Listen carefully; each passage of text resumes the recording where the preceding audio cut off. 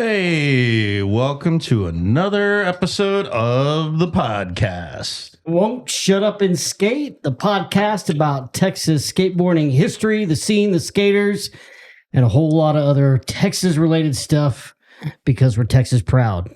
Right? Right, and it's a new year. It is a new year. Happy New Year, you two guys. And as always, means it is now a new beer. There you go. And as always, you'll hear this sometime well after New Year's. Yeah. Because it takes a minute. So, no spoilers, but Texas did not win the Sugar Bowl, sadly. But we're getting over that. Hence the beer. That's okay. We'll let Carjack drink as we get this started. All right, y'all. He's got a beer in his hand. You might want to get an energy drink in your hand because this guy, Danny Hollenbeck, is joining us in the house, and he's a can full of energy. I don't know. Right? Yeah, yeah. Well, he's an old-time Texas glad skater. to be here. Long time. Dallas local, Dallas head.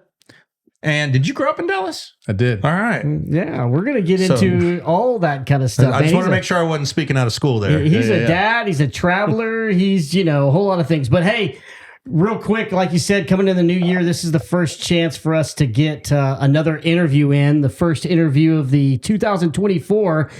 You are the, let's see, we did Jimmy Gonzalez, and then we did Booger, and then we did Mark Wheelis. So you are officially the youngest person that we've interviewed so far, other than the Banger and the Hanger shorts that we did. Yeah. So there you go, at 56, right? 56. All right. So we know that's a thing. But hey, Carjack, again, we're not at you keep mentioning the whole trendy Taylor Swift status, but we are up to 1,300 on our Instagram. That's pretty good. You mean followers? That's followers. Yeah, that's pretty good. Yeah. Hey, T Swift, you better watch out. We're coming for you. He has a thing. I think you listen to it in the bathroom when you're showering. But, 4 months in. She just tried to steal my man. She did. 4 months in, 6 episodes published, a couple of other episodes under our belt. And we give a lot of big thanks for getting here. So we appreciate that. Big love to John, our producer. I was thinking about it earlier. He does so much hard work for us. He's walking around taking some photos of us. He's working on trying to edit these podcasts a little bit more efficiently. Just think about it. You guys get to listen to us once. He listens to us like 6 times. I feel so bad for him. That's a good job. I've watched, and it's amazing. Good job, John. Well, we appreciate that. Thank you for that. As always, we give love and shout out to Jeff Newton for the inspiration for what he did for Texas and for our name, Won't Shut Up and Skate. We give some love to the big boys for our intros and our outros. And thanks for all the love from everybody. To start off the new year, Carjack. Yep. As I tend to do, I forwarded you something on our IG the other day. It was it had 4 wheels. It had the term skateboard in it. Oh, is this that electric skateboard thing? Yeah, it's kind of an e-board. But, when we dumped on the one wheels not too long ago. Which is the only right and correct thing to do. I know. But now we're back to e-boards, e-skateboard. That's still not a skateboard, right? Even though, what's different about this one? Did you watch? It's a gray area. No, I watched. The guy did a board slide on a rail. He waxed it first. He waxed the bottom of his. He waxed the board. He didn't wax the rail. So I'll give him some credit for waxing the board and not waxing the rail. I think he would actually. That's technically the board, but I think it's technically the battery. It's the battery. He waxed the battery. Waxed the battery. He's waxing batteries and then he's rail sliding. Waxing on one wheel? No, it's an e-board. It's one of those electric skateboards that you ride for like commuter cruising. You gotta send me right. that. I gotta see this. I'd show you the video, but there's no need to. But they do advertisements, and it comes up on our Instagram. But it's set up so that you can ollie it. It's set up more like a board where I guess it's lighter. I don't know, but you're able to do tricks on it. Yeah, most of those e-boards, there's no real nose or tail, so that you can't do wheelies. The long boards, like the boosted board, like a boost board. Yeah, and it's not. This one's not particularly long. It's about the size of a regular skateboard. But it is extra wide, and it's got, I think it said it had 175 millimeter trucks, and it's got 81 millimeter wheels. We did a frontside air, early grab, stick bug. Right. How's it moving? Well, at 27 miles an hour, apparently, is how it's moving. Pressure points? I don't know. Or either that or the guy's got a remote in his hand that you're not seeing. Remote. Never mind his remote. Yeah. Okay. So, yeah, we saw there's a picture of the remote. It's a nice wooden carved, like you got it made at some 177 millimeter trucks. So that's really wide trucks, 83 millimeter wheels that are 81A gerometer. So they're really soft. So I don't know how you're riding ramps on that thing. It doesn't. Well, here's the thing with all these new things that do come out like this, like one wheels, all this stuff comes out. They don't realize about the pain that's involved with skateboarding, Right. And you see that day in and day out when people are like, oh, I'm going to skate or I'm going to do this. But you see with all these new e-boards and stuff, they don't realize the pain that they're about to enter. It's when it says it can go 27 miles an hour, I'm like, have you ever fallen down at they're going to take it 27 in a miles bowl, an hour? and that's just great. I've ridden one and I got up to speed and I was like, holy shit, you either run out or you stop, and it's not that easy the first time you ride it. So, but the deal is he's doing tricks. So they're trying to step it up a notch. And they're trying to be a real skateboard, but like a modern. Like if you went through Back to the Future, maybe that's what the board was supposed to be. Is this Michael J. Fox? Is this the difference between inline and aggressive inline? Is it aggressive or is it extreme? I mean, it's extremely something. It's extremely poor taste. Anyway, so I thought that was kind of not cool, but I sent that to you. There's so much SKUs and accessories out there in the skateboarding world. So well, the thing I don't get about it is if you want to do tricks and stuff on your board, why not just buy a regular skateboard? Because that board costs like $800. Sure, but why not just get a regular skateboard? Because he can e-board it. It's the new kid thing, I guess. If you could do both, look at Gannon. Yeah. Gannon, right? Yes, Gannon. Gannon, he's a triple threat, right? Sure. He skateboards, he rips. Yeah. He rollerblades and rips. Inline. Is it inline or rollerblade? Wait, Sorry. Whichever. He rips. Yeah. He unicycles. He juggles. Oh, no. He rips. I think. Yes, you do. We're just playing with you. But back to this. Does he unicycle on a tightrope? Is he unicycle on a tightrope? On a slack line, on a slack line, yes. We digress.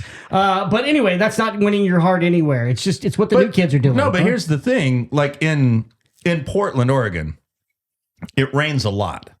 And I've noticed from going there was times where I was taking the bus to get around town while I was there. And a lot of the local kids, like these are like high school age kids. Most of the older guys, they have cars.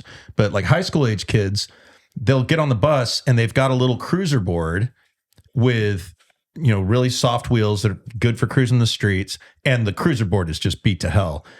And then on their skateboard, they've got on their backpack, they've got a backpack with skateboard straps, and they've got their regular park board or street board on that.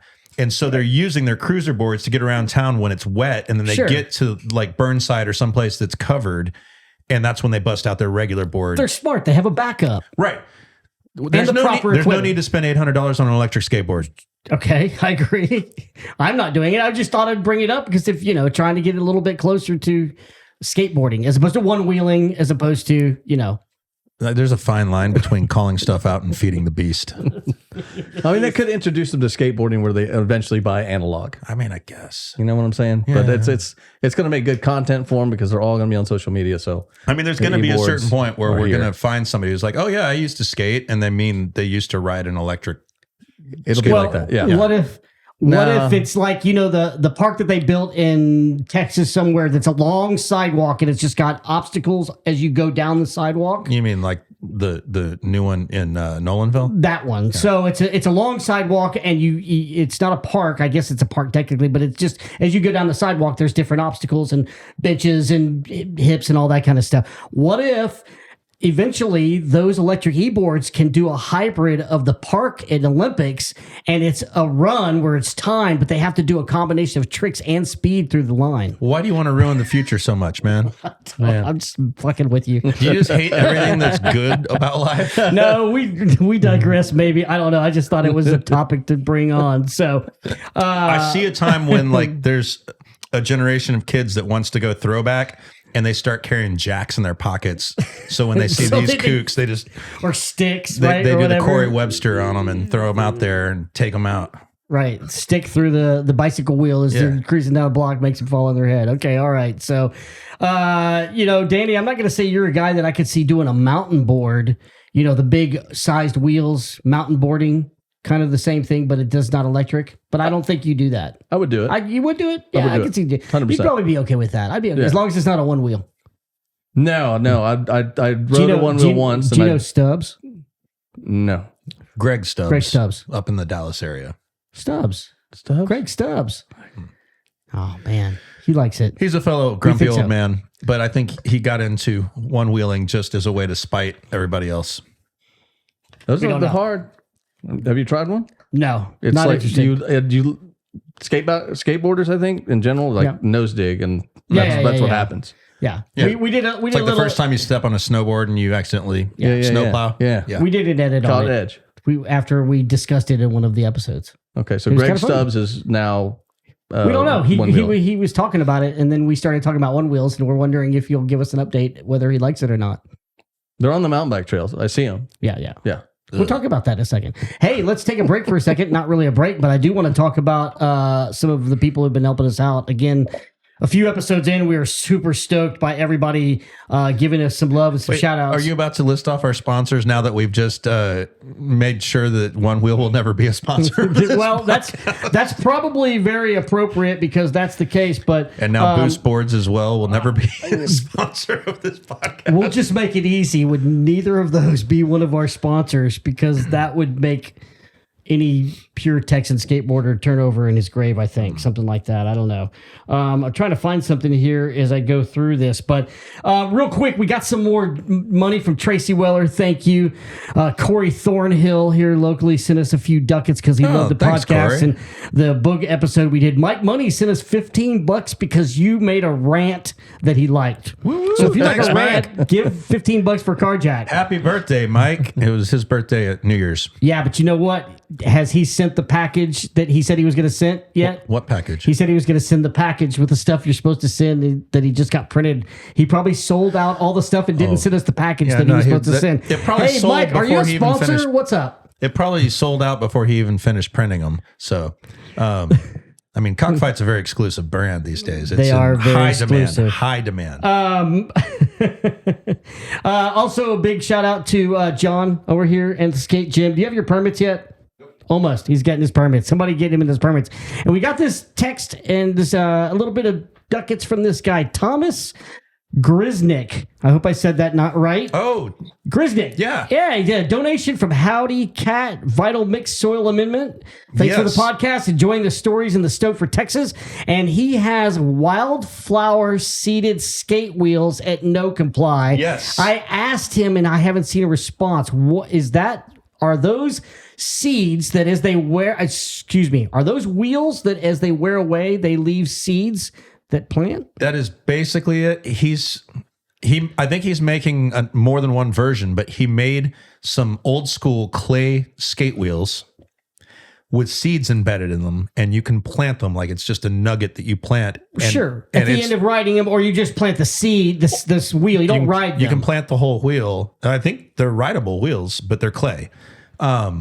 And they've got fertilizer in them, and the clay is made out of the right mix of Right, native sure. it's Texas native soils with Texas native wildflowers, and you can just plant the whole thing like a plug and it'll grow. That is super rad. Thomas, right? You need to get out with us and see what's going on. Tom's a rad guy, and he's thinking outside the box.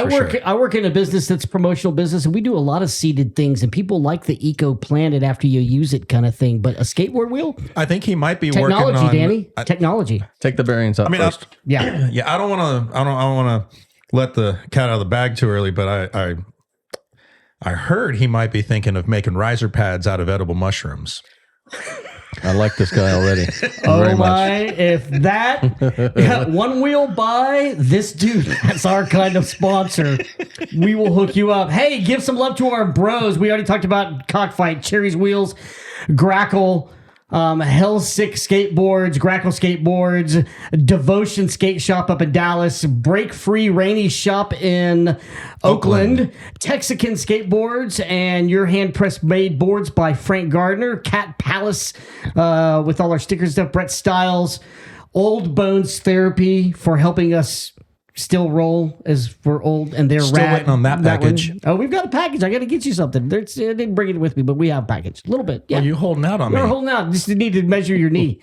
And loud as thunder, fast as lightning. I'm sporting one of their the flannels right now. That's one of our bros. New sponsor all the way from the island Hawaii.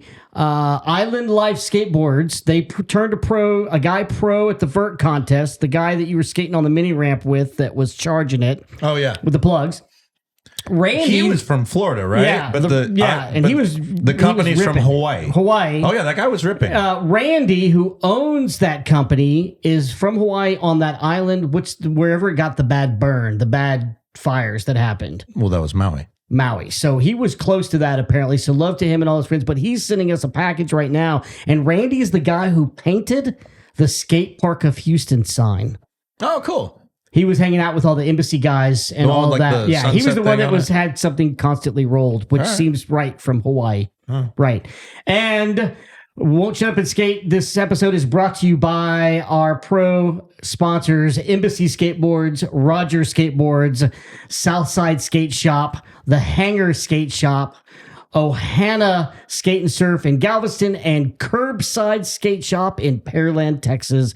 Thank you. We've got a lot more people contacting us. We appreciate all of that. It's nice to have all the support and all the love. So we thank you that. Isn't there a story of you walking into either the Yeti headquarters or Toyota in a bear suit? Yeah. I did a YouTube video. You did a YouTube video. That was wild. I can't believe I walked in. I said, I'm going to go do a photo shoot, and started doing the YouTube video. And so I walked in the front door in the headquarters and said, can I do a headshot on the cooler in my bear suit? And she's like, how'd you get in here? First off, because if you see a bear walking up to the door in a suit or not, somebody didn't spy that. Is this at the Yeti flagship store on South Congress Avenue? This is a few miles from here. The headquarters building. On Southwest Parkway. The main one. Yeah. Like, it was open. Yeah. And I was like, no, I just walked right in, and then started freaking out. The two security guys were like, this, that, and the other. But she's like, I'm shooting a video. And she's like, yeah, how long will it take? Once she said that, I go, it's going to take me 4 minutes. And so she goes, I'm going to get your credentials. So he got me credentials. And then I shot the photo. Free product plug, obviously. Yeah, I did the shot and did it real quick. The two security guards, one of them were just like, they're assholes. But anyway, and then the VP of marketing saw me walk out with all my camera gear loading up my truck. And he goes, who the hell are you? Yeah. And I didn't know who this guy was, but I think he was upper tier corporate guy. And I was like, I'm Danny Hollenbeck with Hollenbeck to Nowhere. It was like just doing a photo or whatever. And so he's like, really? And he gave me his card. He's like, give me a call. Nice. So I called him. Nothing came to fruition, but all right, that's cool. It was that's fun. Cool. We did a selfie together. So you did a selfie together. That's better than getting a trespassing charge. That's true. I can't believe they gave me the credentials. I don't know how that's crazy. Before we get into the skateboarding stuff, how do people hit you up, blow him up, get his Instagram, all that stuff? What is Hollenbeck to Nowhere? Explain that in a nutshell and what you've been doing a while. That was a phrase. Actually, I'm glad we're doing it on this podcast because it was phrased when I was in Houston. One of the many things that I fucked up down there was when I got in a fight with the security guy at the motel during one of the shut up and skate, I think. Mm-hmm. The one with Danny Way? Or not before Danny Way? Okay. I was just there to drink and cause as much damage as possible. Pretty much, right? Uh-huh. You got in trouble with the security guard at that crappy motel on the freeway? Yeah. The one that that Danny Way did the ollie that originally Gons did the ollie over. And John Gibson always said, Hollenbeck to Dallas. That's all he said. Oh, like Hollenbeck. He got sick of my shit, and he's like, I'd show up all hungover, I'm skating. He's like, Hollenbeck to Dallas. Kind of like sick of your shit. So I think it was him who coined that phrase, and then it just stuck with me. And then I was like trying to come up with a brand name. I was like, Hollenbeck to Nowhere, because I have no idea where I'm going. So that's kind of what it is. It's like I try to tell people where I'm going to head to, what I'm going to do, and I have no idea. Once I leave here, I don't know where I'm going to go. But right. You're not an influencer. You wouldn't consider yourself an influencer, but you were kind of doing that YouTube stuff and trying to build a brand and trying to get out there and get your name and do wacky videos for a long time. It's been quite a while. 2015 is when I started. Yeah. Before really it's become now such a crazy thing. It's just crazy. Yeah. I just kept going and just following that because I just wanted to travel as much as possible, bike. And then as I told you earlier about going to skate parks and just skating and and just doing as much as I can and recording it and just creating content. But mainly for me, and also too is for my 2 daughters, Raven and Clover. They that I just wanted to have like just as much content as possible.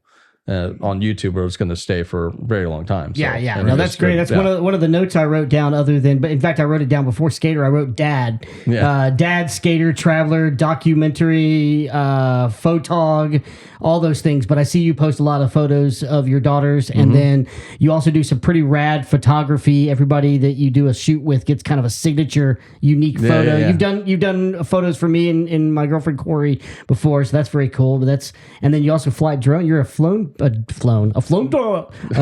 drone pilot. Yeah, I'm a drone pilot. I'm one of the best. Oh, all right. But I just have one drone, and I just want to, and all I just use it for is just capturing the story and adding to the story. It's like, and that's it. Sometimes I'll see a place to drone. I was like, I can hit that real quick. And have you ever flown them with Corey Thornhill? No, that's what he does. He's a surveyor. Land surveyor, and then he got into flying drones, and then he figured out he could combine those two things, and so now he mostly does aerial GPS style land surveying. That's some with drones. Heavy gear. Yeah, he's got quite a few. I don't know about quite a. He's got several. Because he brought him out to a little slalom event we were doing, just a real informal thing in the parking lot, but he brought. Excuse me. He brought several of them out there with him and said he was flying this one around and videoing us, and we could see it on his phone on the screen. And he let me fly it a little bit. It was pretty fun. And I was like, well, this is cool. Like, what does this cost to get into? He goes, oh, you don't want this one. This is like an $8,000 drone. He's like, here, try this other one. You could get into one of these for a couple $100. Okay. And so, I think he had 3 with them that day, and he let me try all 3 of them. And I was like, these are pretty fun. Hang on a second. Right there, Chip. Fucking on the key hangers right there. Grab one. Well, no, I was trying to get somebody's attention. Right, John. There's like 6 of them hanging right there. Yeah. You're like pointing there. I was like, I'm pointing, is this your cue? Is this my cue? Like, no, Chip's like, and now back to our sponsor. Please keep this in. How do I fucking open a bottle? Please keep this in. And now back to our show. Also, Chip. Back to our show. No, as long as we're doing this, hey, Mike, here's a rant for you. Fucking carry a fucking knife I have a knife right here, motherfucker. Then you hold it like this and you pop that shit like a fucking man. Try not to make more work for John, our producer. He yells at me on Sunday mornings before church. And rant. No, we should keep that in. All right. So anyways, Corey does drone surveying, and he's a really cool drone pilot. And he's brought him to a few skate events, and it was really cool to see the aerial view, because he would both get the bird's eye over us, and then he could drop it down and follow you through a course. Like if you're doing a slalom course, he could get the overhead so you can see the whole course and then follow you through the cones. It was really badass. That makes 3 drone pilots, because our buddy Joey Cohn actually makes a living for it doing real estate flyovers, and then he does agricultural stuff where they have 3D imaging and all kinds of shit. Well, and Casey Hudson also is into it. Yeah. Hey, I want to skateboarding and drones. Since Corey has the bigger drones, because all I think about as I traveled all the way from New York to here recently is like, because I'm a big bass fisherman, I was like, I want to catch a fish on the drone. I've seen it done before, but I was like, there's no way you physically rig up a drone. Yeah, like I can tie a fishing line to the drone. I can rig it and just set it out there. Oh, but you got to have a big boy to handle the weight and the pull. Yeah, if you're going to lose that drone, if you get like a 3 or 4, God forbid, a 6-pound bass, your drone's gone. Right. But if you get a smaller one, you probably do the edges. But he's probably got the bigger drone. And I was like, man, you got to catch a bass on that damn thing. What are you going to do if you catch a bass and the drone is big enough to handle the bass, but then an eagle swoops down out of nowhere and takes the whole thing? That's just better content. That would be the most viral content. You got to keep either recording. that, or you're really good and somehow you put a real blade on the blades and you're able to pull the fish up, fillet it, and then it lands right in the frying pan. You're good to go. Watch Danny Hollenbeck go. The future is coming. I can do it. It's in my wheelhouse. So Hey, I can do speaking it. of, not really. I don't know. When I drove up here and I was all excited, we've been trying to get him in here for a while. He does travel. He literally travels everywhere, and we watch him and follow him. And he finally gets here. We appreciate it. I drove up. Do you think you could get another accessory on your truck? No, I got to get a shower. A shower. We'll post a picture. If you see Danny Hollenbeck's truck, it has every Toyota accessory possible. It's Alucab, and then I'm not sponsored one, but they're one of the best rooftop tent companies out there. Right. Alucab. But yeah, I got to get the shower, and I put the front, put a new thing on front hitch, so that's gonna be like my where I put the Yeti cooler. Speaking of which, Right on. That's cool. So I'll have that on the front. Do you Yeah, know you're not a sponsor yet either for you. No, they got bought out by somebody. You know they're doing skateboarding stuff now? Yeah. Yeah, it's kind of crazy. Do you know Frank Gardner in Houston Frank from Gardner. Texican Skateboards? I do know Frank. He has his own contraption he calls the Texa-van. He used to have the Texa camper, which was his old pickup truck with a camper bed, but now he bought sort of a minivan, but it's I don't know, it's a weird hybrid ass Like minivan. a work truck minivan kind of style. It gets better mileage than the truck did, so it's more practical for him. But he's got a full-on mobile living unit in that thing with solar chargers for his batteries and everything, so that once he gets to a place, he can just set up almost anywhere, be off grid, and be completely self-sufficient. You guys should trade some stories and trade. I still got to secrets. get my solar power done, but the shower's coming, and then the drawer's coming in the spring. But yeah, I'm not fully off grid, but I can. Yeah. I can. So you're one of our guys in this group that we've been mentioning through some of our episodes, and we mentioned Mike Money, Mike Kelly, my friend Chappie from Dallas who lives here in Austin, a bunch of other people. I could go into names, but you're one of those people that have gone from 4 wheels to 2 wheels. Now you still skate because I see photos of you. Yeah, I still skate. But 2 wheels has become kind of your new, I don't want to say new, you're another love for you. Yeah. Right? Yeah. 2 wheels. Yeah. You do a lot of mountain biking. Yeah. It's the same thing that we all have that as skateboarders is like when you see a transition, I'll never, till I'm dead, I'll never look at another transition the same. Because I look at it as like, I'm going to skate that. I can skate that. Right. Oh, I can get that lip, or there's, oh, that's great coping. You know what I'm saying? Right. So it's the same now that I'm mountain biking. I see lips and undulations and stuff that I can hit, and it's like driving by and just seeing stuff. So Yeah, and it's a natural progression for being, and it's even skateboarder. stuff that you couldn't necessarily hit with a skateboard because Right. it's not concrete or Right. yeah. it's Well, on a and you smooth don't, surface. unless you're wrecking into trees. I mean, it keeps you pretty, in a good shape. But you also don't get hurt, wear and tear quite the same as you would on a skateboard, unless you're hitting trees and falling. Is that a correct statement? Yeah. Because a lot of the guys like Mike Money and these people, I mean, you can easily tell that it's the charge. You're continuing to be as aggressive and out there as you possibly can. Plus, you get to throw in Mother Nature with it because you're all over the place. Yeah, but I fall quite a bit. I fell today a few times, so it's just bad. I had a bad one in Canada where I was by myself and hit my head and saw the sparkles. Oh shit! And then so I had the GoPro going, and so all you could hear my voice is like 911. Didn't even know I was saying it. I was just freaking out because I thought that's it. I'm gonna lay down and just not die or anything. But I was in that predicament where I was like, and I have that. That's like a walkie-talkie thing, but it's global.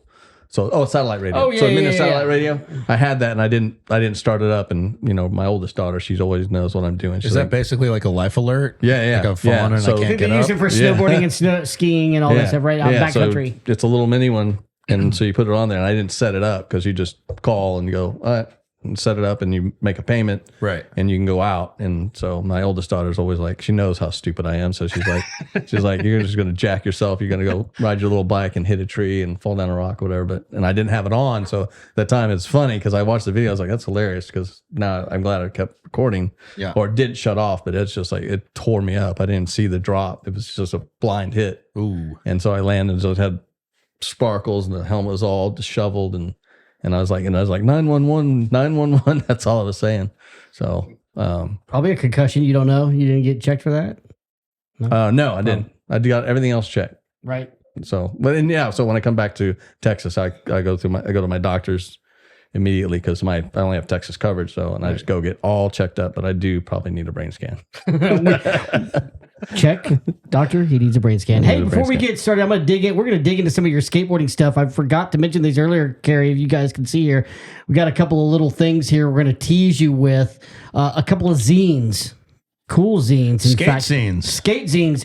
This one is wrapped in a big John Gibson book wrapper. It looks like, or like like an old school book cover, but it's from Rainy Barras, and it has to do with Dow Wilkes, and that's all I'm going to show you as a teaser, because we're going to talk about another episode when Danny's not here about some 80s stuff and start getting into that. But we thought it was cool, and then our friend Seth is, you can't see him because the camera's in front of him also. But Seth has produced what may very well be the world's first all AI created skateboard zine.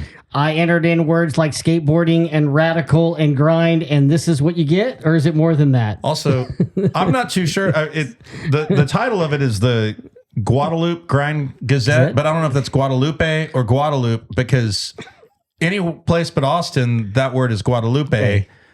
But if you're talking about the street in Austin, it's Guadalupe.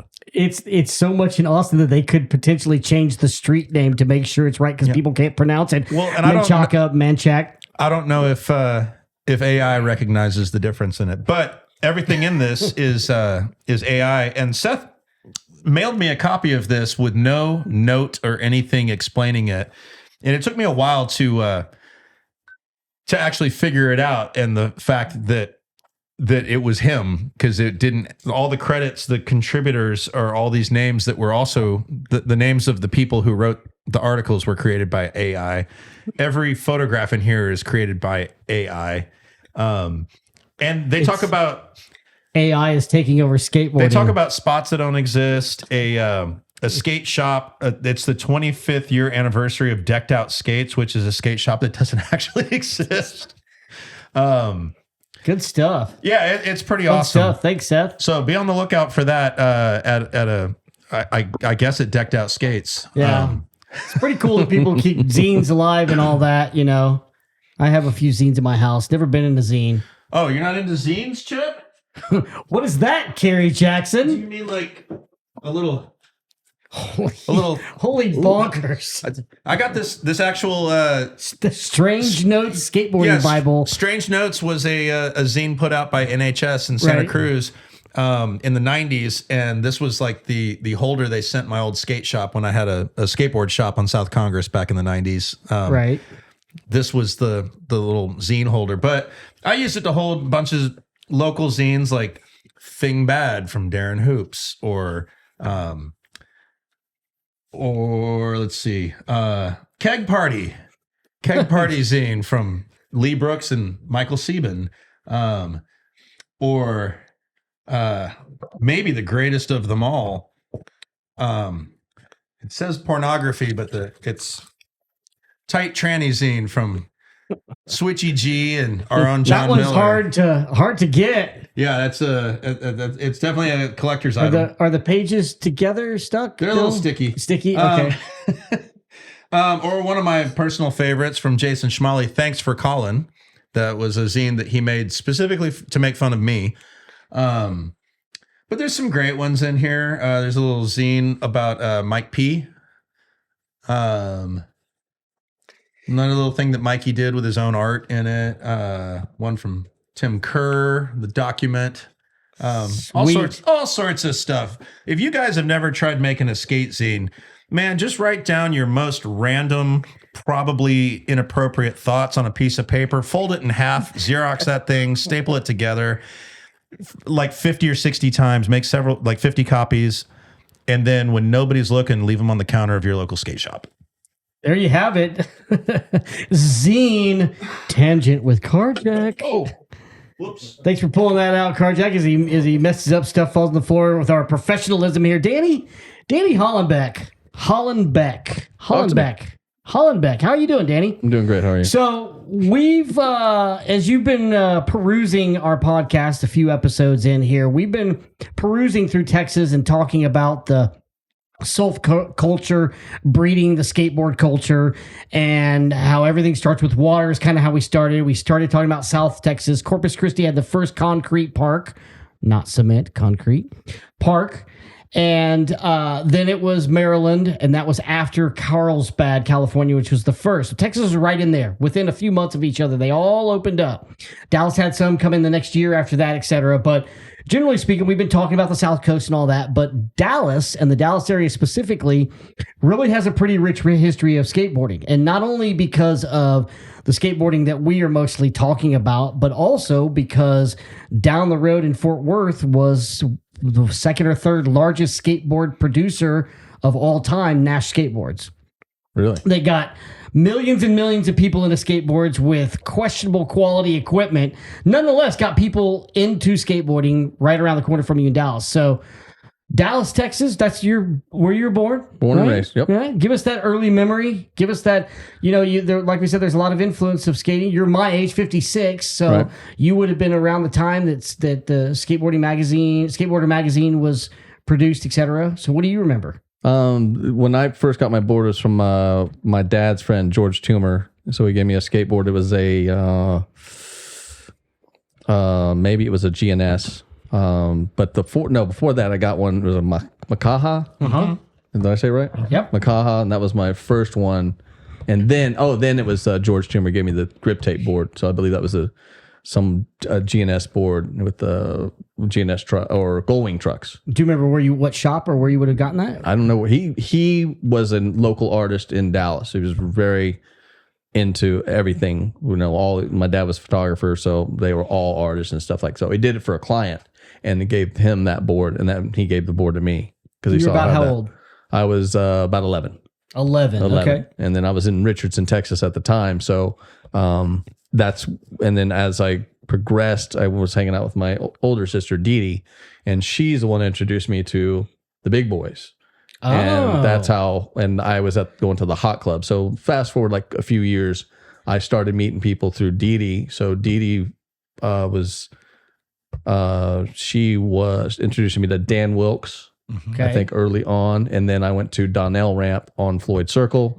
Now this would have been, real quick, not to interrupt, this would have been 1980, 81? 81. Because 82. if you're now back up real quick, you said one of your first introductions was the big boys.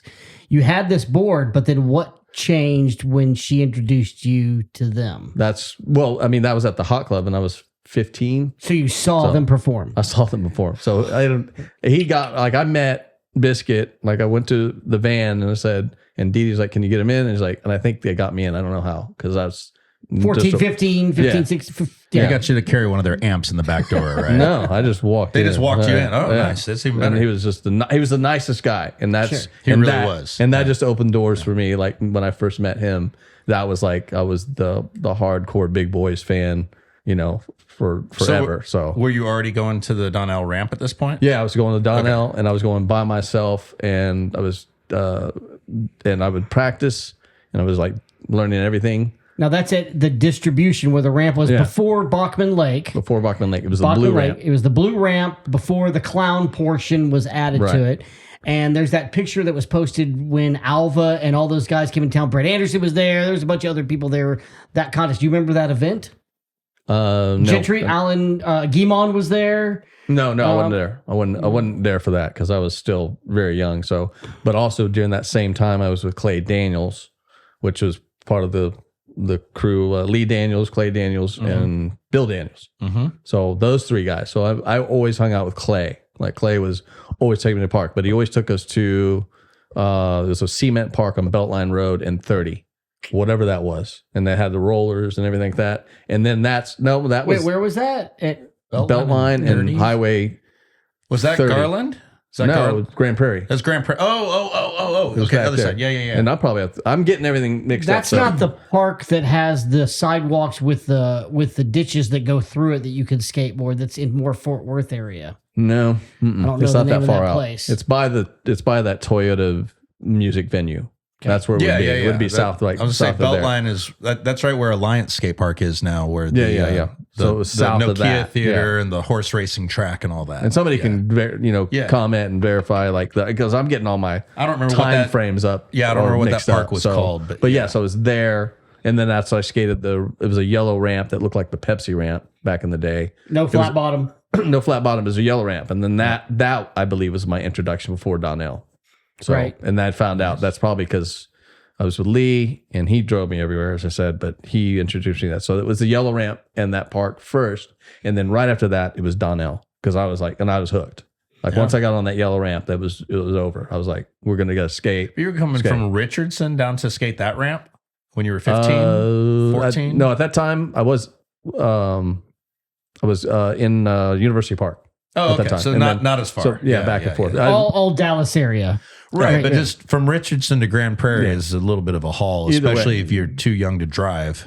Right. And Clay would pick me up. Yeah. So I was up. cool. So my parents were divorced at the time. So I had my dad in Oak Cliff and then my mom in Richardson. So Nice. I was just finding ways, you're going to find a way. So I was finding ways, whatever it took to just go Do skate. you remember what was driving you? Because obviously you were pushing to get those rides and go places. Do you remember stuff that you were seeing or magazines or Childhood. Do you remember anything? Childhood was trematic. Okay. Because everybody in the house So it was a little bit of a getaway, individualistic. Yeah. Okay. I think like a lot of people who in the skateboarders, like all of us had this, some were more traumatic than others, not happy at home or whatever. And the only camaraderie and brotherhood at the time you could find was through skateboarding. And that was just magical. Like, let's go skate. It's like, who's one? And that's it. That's all it took. It's like, who's skating? It's like 10, 15 people are going to go skate. Yeah. And that's all we wanted to do. And dudes like we mentioned Wilkes before early on. He's one of the nicest guys in skateboarding, and we hope to get him on at some point. Do you remember him reacting? He's probably 5 to 6, 7 years older than you, something like that. I met them shortly after. I met Phillips, Guimon, Wilkes, and one other guy that they'll know. He was there, and Tom Barrow. Tom Barrow, Scarecrow.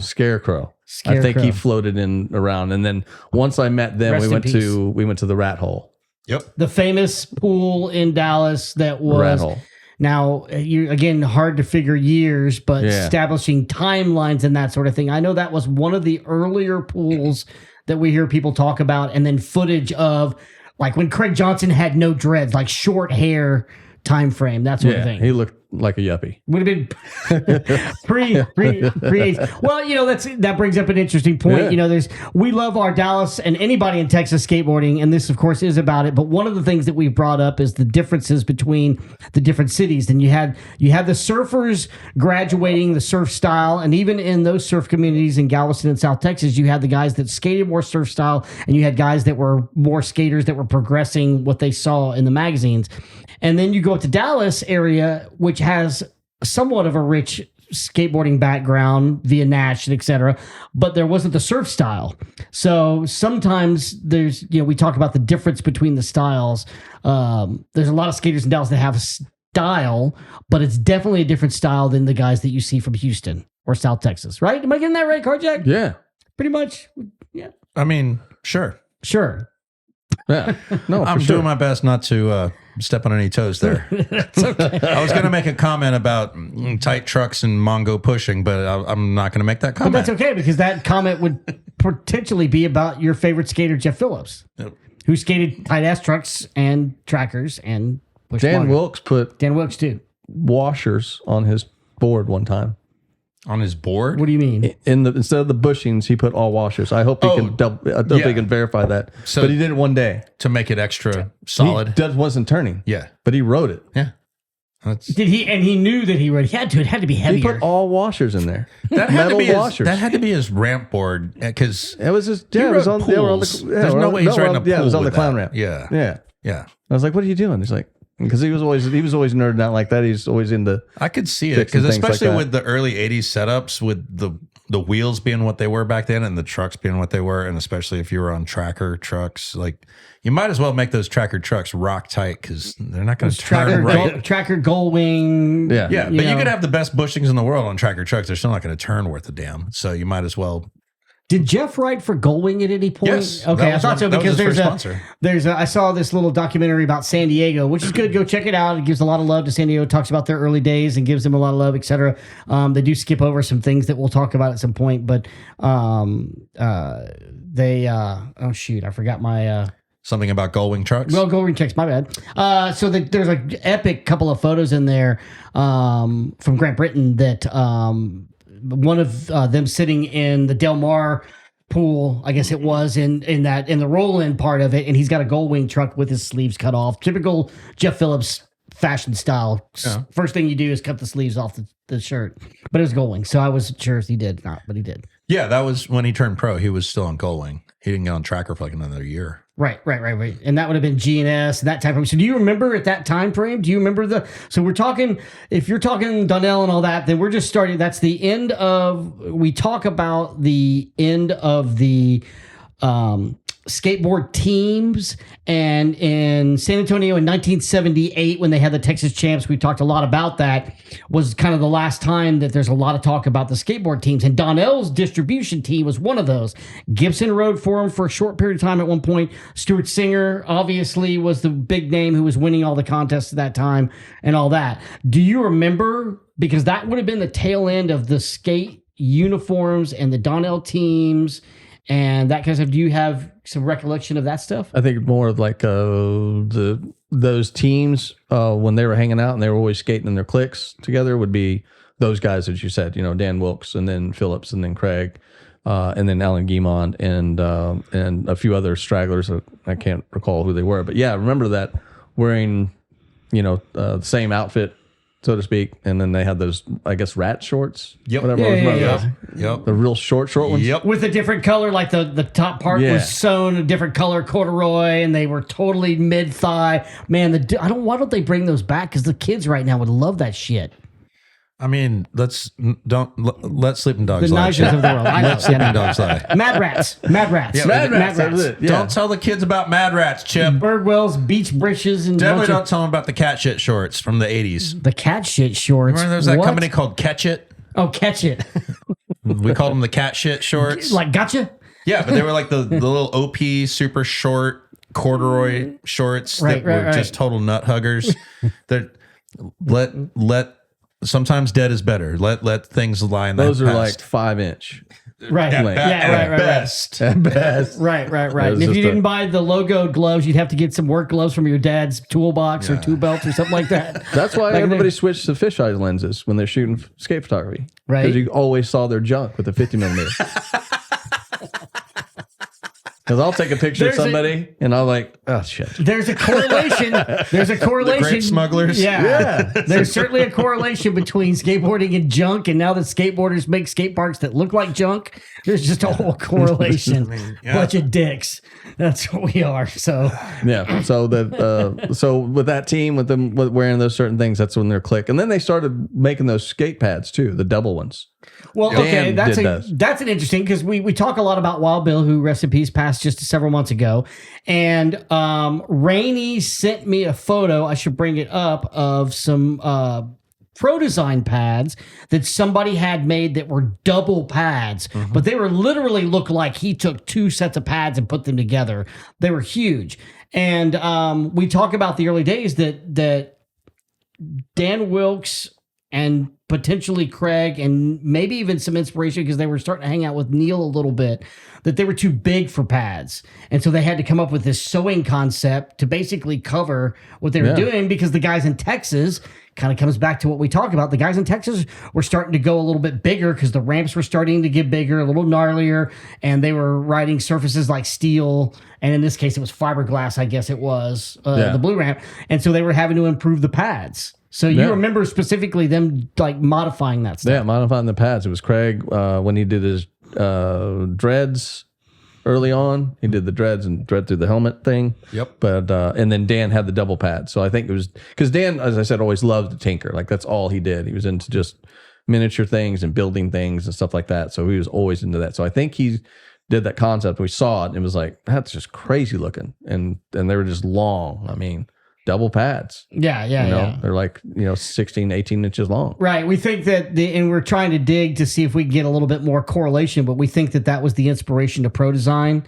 And the reason that because Wild Bill was out there talking everybody's head off and et cetera, and then he sees, oh, you got some pads and you're building them like this and stuff. And we think that kind of led to Bill making a pad that's strapped with a strap over that top of the knee that then had the curved cap on it, which basically, covered. And then Dan Wilkes and some other people had some specialty pads where he made them even bigger, right? Yeah. Yeah. So that's all inspiration. That was all from Dallas guys, Dan Wilkes. Which we've already brought up a couple times. With Rainey's all excited. They're talking about Dan Wilkes, which we should be, because when he was doing those zines, he was also doing wacky stuff. He was, mixing mixed media, and he was making funny ads, and he was doing all kinds of crazy stuff. Great artist. He was such a good artist.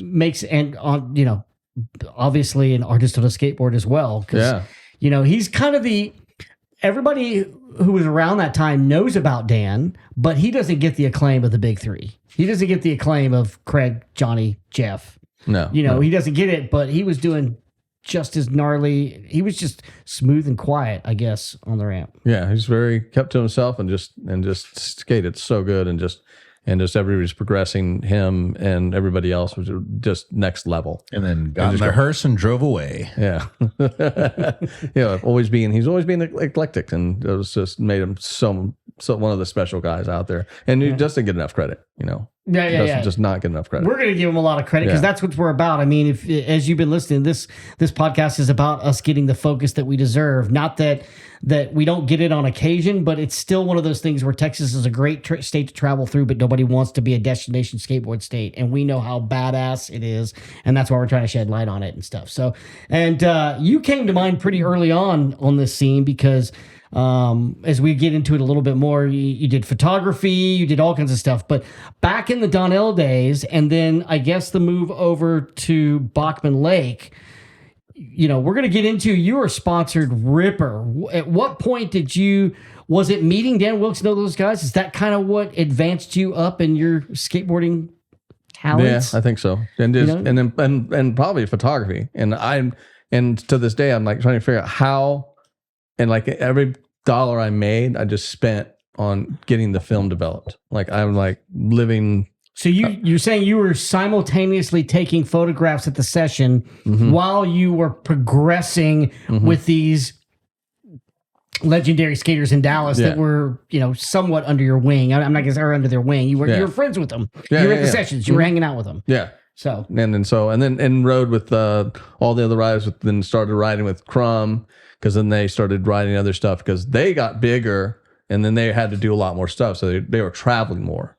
So then I was just with Mike Crumb, Pat Sherman, Mark Roach, Jeff McCowan, Seth, Jeff Carr. Who was that guy from Wichita Falls? Andy or something? Andy Scott. The whole Wichita Falls crews were rippers. Were just rippers. Shout out to Smitty, Wichita, right? And then Smitty, John Altman.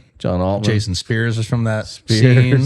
And those guys are all like, so Mark Roach, I think, lives in Houston now. Pat Sherman, I'm in touch with some of those guys on the interwebs kind of stuff. Those guys, some of them live in Dallas, but they're all your age group. So those are the guys that were coming up when you were coming up, right? Yeah, but they're a little bit younger. Younger. They're like 50 to 53. So when do you remember? Did you like shop sponsor first? When do you remember like really being able to hold your own? I was a shop sponsor from Fort Worth, and then what was that shop? I can't even think of it. That's remember. A weird name for a shop. I can't even think of it. Skate shop. Okay. Franken Ramp. They were always at Franken Ramp, and this guy had a really good mini ramp there. So we always went out to Fort Worth and go skate that. So, and that was my first sponsor. And then I started progressing with Mark, and then Pat, and then everybody else like that. And then I think I got the first big one was GNS. Right. So, and I went out to them, flew out to them, hung out with them in San Diego, and came back. And then and I don't think that was, and I didn't really dig it. What do you remember? Because GNS would have been, there was a lot of Blender influence. Yeah. GNS was big in Texas too. Yeah. A lot of Blender influence, and that probably led to Gullwing too. For maybe, I don't know if that's the case, but yeah, it was. And then and Danny Webster, that I'm hooked up with him in Houston. So and that was really good sponsor. That was like one of the best. And that's the only really big one that I really had, because then I switched down to Alva and then to BBC, and then that was it. But GNS was the big one. But leading up to that was just always like sponsor here, sponsor there. But as a quick walkthrough, those you had legit sponsors. AM sponsor Flow. AM. You know, you were. I was getting the Flow. Yeah, we were all getting the Flow. So, and we're just on who you knew and whatnot. It's like, and everybody was like sharing other stuff. So, you know, Crumb would hand out stuff to everybody. He was like, I got extra stuff here. Vision, because he was on Vision, and then so there's just the Flow. And I was like, I wasn't using anything, so we just give it to some of the younger kids too. So it was just a when you think back then, Vision, Goldwing. All the companies, GNS, all those companies were really big in Texas for a short time. Oh yeah, for a while, a lot of writers were writing and representing those companies for a while. Yeah, I think Pat was on Toxic.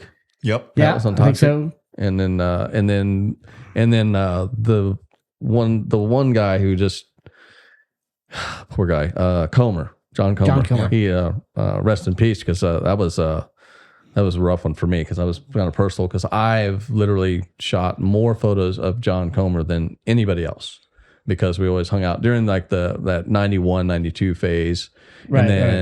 And then 98 and 99 and stuff, we hooked back up and we're starting to just shoot photos, because he was still with Powell. That would have been Gringo days, right? Because no, 98's when he turned pro for Powell. Oh, Powell. Yeah. Okay. He didn't go to Gringo was later. That was later. Yeah, but when he first started I think it was at the Jeff Phillips skate park. Yep, that's where I I first met him, and he was locking up on stuff and just trying crazy stuff. I mean, just I can't believe he got up.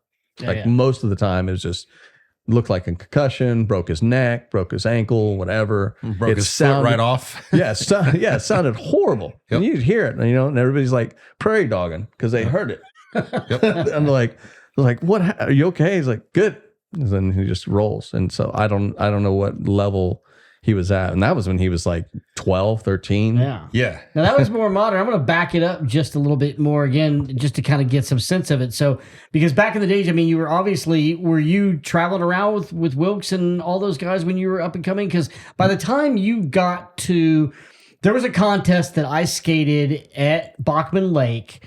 Nielsen, Pennington, all those cats were there, etc. I don't remember what the contest was. You were there. I've got a couple of photos I'll bust out here in a second. You were already ripping. You were doing all the Smith grinds, inverts, indie air. I mean, everything. Pretty much the repertoire.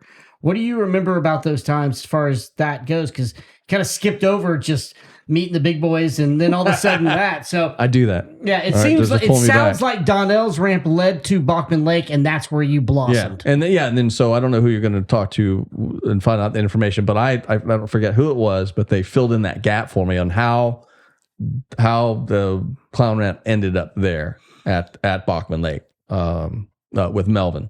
Right. So Melvin's like, it was like some crazy stories, and like there's back and forth of what it really was. So I don't know. But, okay. I was going to say, but they got those sections and they widened the blue ramp. How did those guys get that once that ramp there? It was beyond us, but it was also right. But yeah, so when we skated that, I remember Nielsen specifically, and he was doing Slob Air Japans. Oh, yep. I have a photo of that actually. Yeah. And I was like, and I go, I love that. I got to do it. So that whole time he was there, I was like, I got to go to Nielsen Slob Air Japan. Right. I got to. And I found that sweet spot, like on the corner of the ramp, like 2 feet from the corner. And so I was doing 5 foot slob Japan and on just that tweaking fiberglass. on the fiberglass. Yeah, and also when we reskated that when they put it back at 4 down, and I was like, I had one really bad fall there, and that was like 3 years ago. Whatever. Yeah, when Crumb rebuilt it at 4 down. Yeah. So did you hear the story about when they had to take it out? No. So they had to take it out, and I guess one of the sections was damaged, so it was basically a loss. And this might be apocryphal. This is all hearsay, but this is from Crumb. He told me hearsay. Yeah, Crumb himself told me that he wanted to help take it apart. Like, he was paying a crew to take it apart, but he came out just so that he could smash one of those sections of the ramp with a sledgehammer himself. Like Office Space style? Yes. Like on the fax machine? Yes. Because that's throwing the Ghetto Boys and like he was stomping going on it? He was going on like 30 years of repressed rage on how much that ramp had ruined him. Like he Yeah, but rebuilt he it out was of nostalgia. tiny. He weighed 46 pounds and was Right, but 4'6". He rebuilt it out of nostalgia and then realized that it wasn't the best ramp especially by modern standards, because it was like 8-foot radius transitions made out of fiberglass. So he just wanted to smash it with a hammer. And the seams on that have to be rolled, because if they're straight, they splinter. So they have to be rolled. So you have this little gap. So it's like riding on a sidewalk. Yes. Yes. Yeah, there's those patches. Like I still got where it took part of my kneecap off. Yeah. When I slid, my pad slid off and it went on the fiberglass. Well, I'm gonna bust these out. This is John might zoom into that. This is an Indy Air that you're doing at that ramp. Is one of the two pictures. I've sent these pictures to you, fool. And this is a tuck knee invert of Danny at this contest that I'm referring to. I also have pictures of Nielsen and a bunch of other people. But Danny's got, you can't see his red hair, but he's doing a nice flapped over, These are tender memories. Air, I love it. But I busted those out to, one, say I actually was there. Reference. All right. The second thing is that those are old school photos of you. Thank you very much. GNS trucks. Those were really good trucks, actually. So back in the day, I have part of the way this started, other than me and Carjack being around always talking about skateboarding and pulling out photos and that sort of thing, is that somehow during the college days when I snuck beard, whiskey, and weed and all that bad stuff, I took photos with my parents' 410 Kodak camera or Instamatics or whatever they were, and I don't ever remember doing it. I don't remember stopping the session and going and taking photos, but apparently I did. And I'm super, super glad that I did, and I wish I did better. But I've got some epic photos, especially if you see some of my Phillips photos. I've got some epic, including the one on the red ramp, her kahuna, of him doing that frontside boneless with Christian Asoy looking up at him. But photos, what made you take photos? What was the drive there to combine the photography with the skating and making sure to document it before people were worried about documenting stuff? That was Jay Grant Britton, who I went to the clown ramp early on and shot, and I saw his camera, but also Jeff Newton, though. Jeff Newton was a big influence because he always was taking pictures, and he had the fisheye lens. So I was like, talk to him about it, and he was very inspirational to me, him shooting skate photos and then combine that with what I knew from my dad. And so that's when I was just like, I just got to pick it up. And I remember my dad, when I got my fisheye lens, like Newton had. Mm-hmm. And then after that, Jay, I think it was right at the same time, Grant Britton got the fisheye lens, 16 millimeter lens, bought it for my dad. And then I had an old Nikon body, and and then all I did was, and how I learned was I didn't know anything. I just took the lens off and then made the hole small or big and just figured it out. And just like, okay, I'm going to shoot like that, F8. And then, so it was all just self-taught. And then that just was off and running because I just got hooked, and I was like just documenting as much as possible. So do you remember, it seems like, and maybe this clicked, maybe it didn't, but it seems like the whole thing was that the fisheye, the photos felt more like you were sitting on deck. Yes. It feels like you're there, compared to, like say these photos that I took from, like say the other end of the deck or something like that. That was part of that. Right. That was part of that. And then it was from Britain. He was using a fisheye lens, and sometimes he was using a long lens with like a strobe or whatever. Right. But most of the time he was using the strobe and the fisheye lens. And so you can be... The fisheye also makes it a lot easier to get the coping in the photo while the skater is doing a high air. Yeah. Because if you just get the guy in the sky photo and there's no reference of where he's taking off from, the photo's useless. Kerry, would that be photographic amplitude? I'm not going to talk about your abuse of the English language, Chip. Yeah, that totally makes sense because you shoot in the middle of the sky, or like you can shoot like that. But I remember early on seeing skate magazines, and I wondered why how they built these ramps with curved coping. I was like, it's a bold ramp, and then it took me a while to realize, like, oh no, the lens is distorting. It's a straight. Because then I'd see multiple photos in the article where some were long lens. I'm like, oh no, it's a straight ramp. But just seeing the curved coping from the fisheye distortion and the guy up in the air, you're like, wow, they made like a bold ramp. That's crazy. or if somebody's doing I remember seeing an early ad of somebody doing indie air over a channel, and they took it with a fisheye where the photographer basically laid in the channel so that you could see both sides both sides of the channel curving away from you, and the guy doing the indie air. When you do an indie air, you look like you're going upside down anyway. I thought it was a loop. I thought it was like a 3/4 pipe, and he was somehow looping from one side of the ramp to the other. It took me a while to realize, oh no, that's just an indie air over a channel. It's not. He's not jumping a loop upside down. That's wild. That's But killer. photo distortion, man. That's killer that you have that. Danny mentioned to me earlier that he has 516,000 photos to scan of these days, and these are actually film. Yeah, there's slides and lots of negatives. Film kids, this is an actual photo. It's not in a phone. That stuff that you need to get scanned and all that stuff. And, and it's like, we've mentioned this previously before. You mentioned Newton, and that's really cool. We give lots of love to Newton. Texas skateboarding and skateboarding in general would not be the same without Newton, and all love and props to him, etc., especially for the photography and the little sneak peek that we heard from our friend Rainey that Newton might have all of his original photography rights back to all those photos from Thrasher, and we hope that's correct. We believe it is, and we want to hear that exciting news, and hopefully we'll get a chance to see it. But for you, kind of a similar in the sense that you've got all these photos that you took back from the day, and I know you've done some photo shoots, but you probably have so many that are so good that nobody's ever seen, or very few people have seen. Yeah, there's one roll I did with Phillips in particular. I think it's still in the box.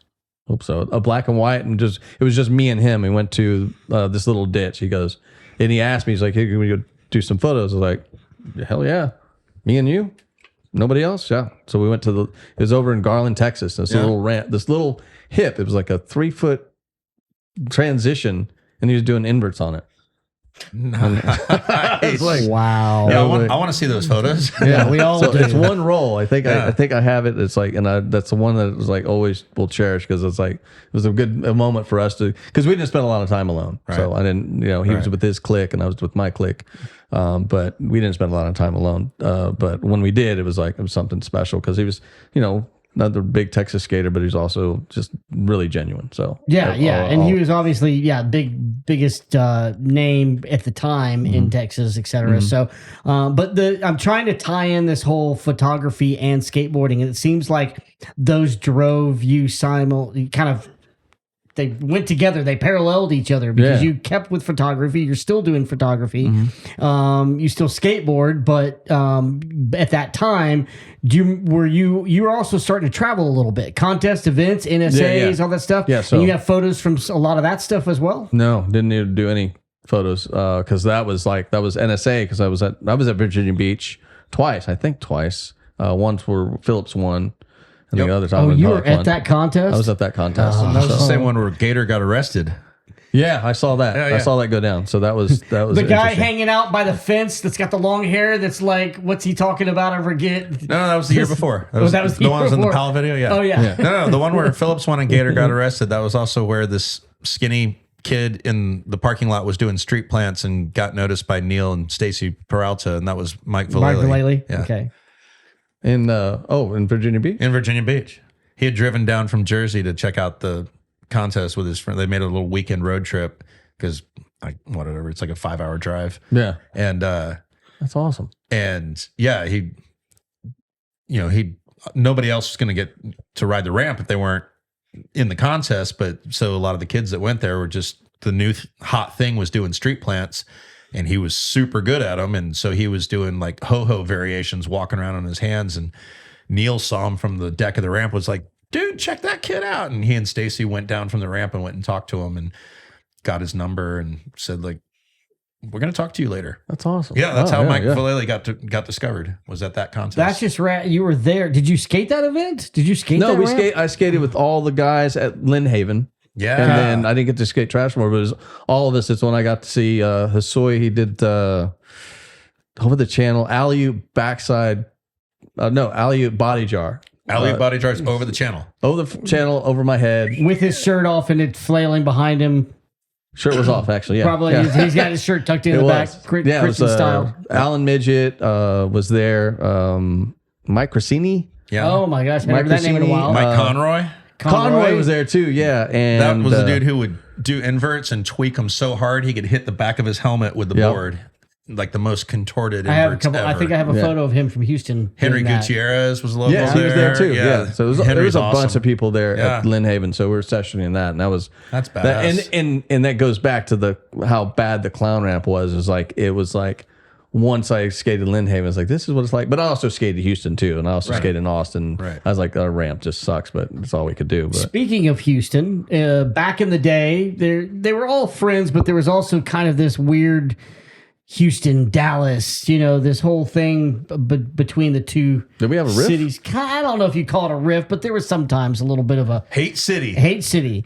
But do you town. remember any of that? Do you remember like, the dudes from Houston are going to be here, or that are going down to Houston? Do you remember any of that stuff? No, you said you went to Maybe Houston that's and why I caused some caused as trouble. much chaos as I did in Houston. Do you remember Maybe what you did to cause that chaos? Can we stir some feathers? God, I don't. They'll have the stories. They go, Hollenbeck showed up and did this. Well, we were at this party in the hip neighborhood in Houston. Heights?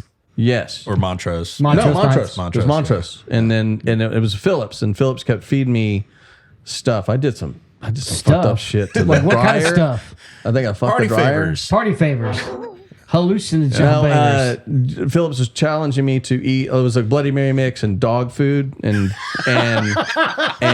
those dog biscuits, the dog bones. In, like in the Bloody Mary mix, or like Yeah. it was a garnish. I drank it and it had cigarette butts in it. Drank it, ate the dog food. Oh, it's like the dog Ricky biscuits. Windsor challenge. Yeah. And then he goes, "Can you do a handstand in jacuzzi?" And there's like hardly any water. It was like, he goes, "I'll count." I was like, "Sure." So I did a headstand in that jacuzzi. Nice. And then that was it. Phillips is randomly getting So you wait to a do minute, party wait a minute. tricks. So having skated and apparently partied in both Houston and Dallas, can you compare the two scenes and like compare and contrast the quality of skinheads in Dallas and Houston? Oh God, Because I've heard Dallas you has guys. to win that. I've heard you've got some stories about skinheads showing up at the clown ramp or going to shows and what. Oh man, that was yeah. I got knocked out by one that was dating the girl after I did. Shout out to Nicole. Hope you're doing well. But he popped me good, but I was on so much ecstasy that I didn't feel it. But Until the I next got day. popped in Deep Ellum. But there was the Hellbent, which is Sean, skated really good. He could do rock and rolls, like his fifth day of skating on the vert. Wow. What? His fifth day of pretty good. skating? He was nuts. Who was guy this? Hellbent, aka Hellbent. Sean. Sean. This is a skinhead. Yeah. Oh, did he have a last name? Was he can't remember. not in the skate scene, but he could do that? Yeah. His name was Hellbent. Hellbent. Hellbent. Okay. Yeah, so First name Hell, last name Bent. Did Judas Priest do a song about him? there's so I don't know what did you hear, but we had the skins that were always at that time at the skate park and So in Houston, we didn't see too many skins at the skate park, but I'd see them at the shows. And I remember being 16 and going to a show and having a friend explain to me why the skinheads all had potato peelers. And it was because they obviously couldn't bring knives, but somehow they got potato peelers into the show. So he was like, yeah, don't. You're talking about the old school metal on metal potato peelers. Yes. Yeah, the ones you get at Dollar General or whatever. Yeah. That would make a good shiv. And the skins would stand in the middle of the pit, back to back to back, and just hold the potato peelers like this, and with their elbows out. And then when people are running around in circles in the pit, they just elbow you if you got close. But if you tried to go at them head on, you might get stabbed. And so, that was like one of my first shows at a circle jerk show at Power Tools. My friend was telling me you see a dude with a shaved head and suspenders on. If he's holding a potato peeler, stay away from that guy. I didn't know how The hard. more you know. So that was pretty nuts down in Houston. But that was just at the punk shows. At Those punk guys shows, okay. did not give us any beef at the I never at saw the him at the skate, skate park. park. Yeah. All the guys at the skate park had long hair and dreads and shit. That was what was popular in the Okay. skate scene at the Yeah, time. I think we had them. I think the skins were at the clown ramp a lot. I believe so. Yeah, at the time. What we always heard was that the skins in Dallas it was a way gnarlier issue in Dallas than it was in Houston. Yeah, they were. Their move is to act casual, and then when you look away, then they pop you, and then Yeah. they all get on you. So Yep. yeah, that was their move in Deep Ellum a lot, but never at the skate park. Yeah, They were that was always at there. shows? Yeah, it was at shows. Yeah, It was yeah. at shows around the streets of Deep Ellum, and that was it. But never at the ramp. They were all skating. Because they knew that they might get outnumbered at the ramp. Yeah. Right. Yeah, I guess. But no, I mean, I don't know. Again, that's like the kind of like the, the family of skateboarding and everything like that. I think that's the camaraderie. It's like, that'd be a dick move for them to do that. Oh, yeah, for sure. It's like, you're going to, yeah. And plus, and what was really strange is that Melvin and everybody else all his crew were black. So, Right. Yeah. So I was like, I know, it's weird. That wait, skinheads were showing up at the clown ramp? we're putting all these Yeah, stories yeah. together. I'm like, this is not making sense. But it's Right. I was like, yeah, if you're, Melvin and his been in crew, the neighborhood Melvin around- and Skip is Yeah. like, Some Southeast Bachman Lake. Dallas, right? Southeast Well, no, Dallas, that's- Garland. right- No, where's Bachman Lake? It's Bachman in Lake's Dallas. right by Love Field. Yeah, it's right Okay. by left field. It's central. So east, Yeah. it's east-ish. So getting close to Las Colinas, but yeah, it's in a tough neighborhood. But yeah, now I put the stories together with the Yeah. skinheads with Melvin. It's like, yeah, I wouldn't cross Melvin. No. That's no.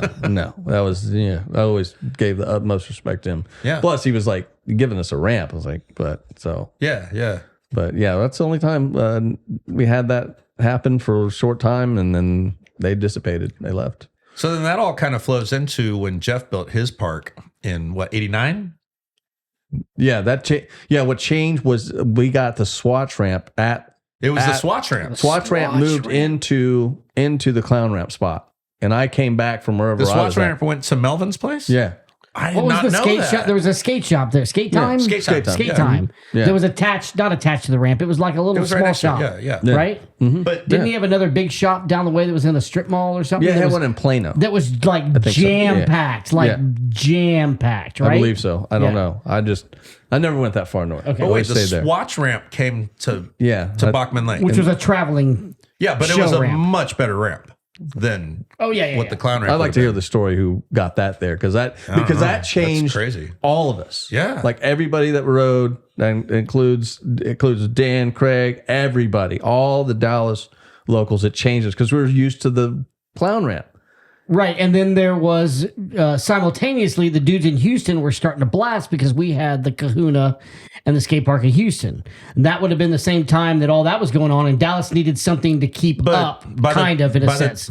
The Right? Swatch tour was 87 or 88, and so that would have if that's when Almost to the hurricane. if Bachman got it in 88, that's when the Hurricane got built. So that would have been the same thing. Right, but I mean, there's some real truth when we talk about I mean, Dallas skating the scene back then. Yeah, but the clown ramp was like 8-foot transitions. It was 24-foot wide. The Swatch ramp was a legit ramp with like Massive. 9.5 and like 36-foot wide. But what I'm saying is that before then, it seems as though there was super rad skaters in Dallas for sure, but Houston was coming up. They had a scene, they had a ramp that was consistent. So now Dallas gets the ramp. Gets the ramp. They're able to kind of keep up with what was going on down in Yeah, Houston. you guys are down in Houston. Are you considered Houston night? Yeah. I mean, this is much more detail when we get into the mid 80s and stuff, but that's part of the stuff that we talk about is that you had the different scenes, and then Houston had the skate park of Houston, and then Dallas had the clown ramp, and then they had a bigger, better ramp, and arguably the Kahuna changed skateboarding historically forever for a few different reasons in that time frame, especially the vert scene, and then Dallas had to get the Swatch ramp to catch up because I didn't know that was what that was, but it makes sense that if you didn't have that and you had only small ramps, these guys still may have been as good as they were, but they didn't have the training facility, let's call it training ground, the ramp. Am I making sense? Yeah. Am I making sense? I have no idea. But it also makes sense that Seth has a question. that would explain. This should be edited. What, a summary? Yeah, Summary. quick So summary. Seth's saying that the Swatch tour, which for anybody who doesn't remember, Swatch watches watch. were a big fashion accessory in the mid 80s. They were Swiss watches that you could pop out the face and switch out the watch band, And you could wear 'em. You could wear them. Love Andy that. Anderson's sponsored by them again Is he? now, I think. Oh well, Anyway. then, hey man, everything old is new again. Again, right. But yeah, so you could buy one watch face, but you buy lots of different watch bands, or pocket watch pieces, all sorts of accessories to where you could pop these things in and out. Anyway, it was a brand that was trying to be really popular in the mid 80s, and they decided that a good way to market themselves would be to sponsor a skateboarding and BMX tour that went to basketball arenas around the country and put on a big rock and roll style stunt show. And the skateboarders that I recall they had on this tour, they sponsored. This is a summary, by the way. Yeah, this was the Swatch tour across America that went to all these sports arenas.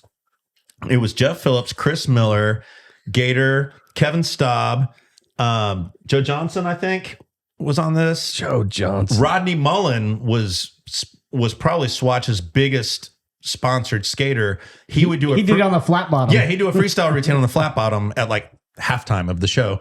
But I thought there was 6 vert skaters. It was Jeff, Chris, Gator, Kevin Staub, Joe Johnson. There was somebody else that I'm forgetting. Anyway, it was a cool idea, but apparently it didn't make that much money. So for the summary is halfway through the tour, they're in Dallas, and the big touring ramp that went on a rig, they were driving it to the next town, and some sort of freak weather phenomenon occurred, and maybe a tornado hit it and destroyed the ramp, although details are murky, but it was enough for the promoters to get an insurance payout. And that let them afford to just cancel the rest of the tour because they got their money from the insurance. And then the practice ramp, which was made out of wood, and it was like backstage, and it did was not get hit by a tornado because it was or weather. still there at the arena. And Melvin at Skate Time said, "Oh, well, why don't you guys just park that in my parking lot, and then I'll pay you for it." And he didn't pay them anything. He just waited, and they left it there for 6 months. And after 6 months, it's abandoned, and he just claimed it as abandoned property.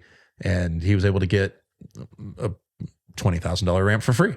And if everything goes right, you'll hear both Carjack's and Seth's version. But then apparently another, this time real weather phenomenon came along, and the decks were not properly secured to the ground. And so the wind came up and flipped them over into the ramp and kind of tacoed the ramp in on itself. So, But then it eventually turned into Jeff Phillips.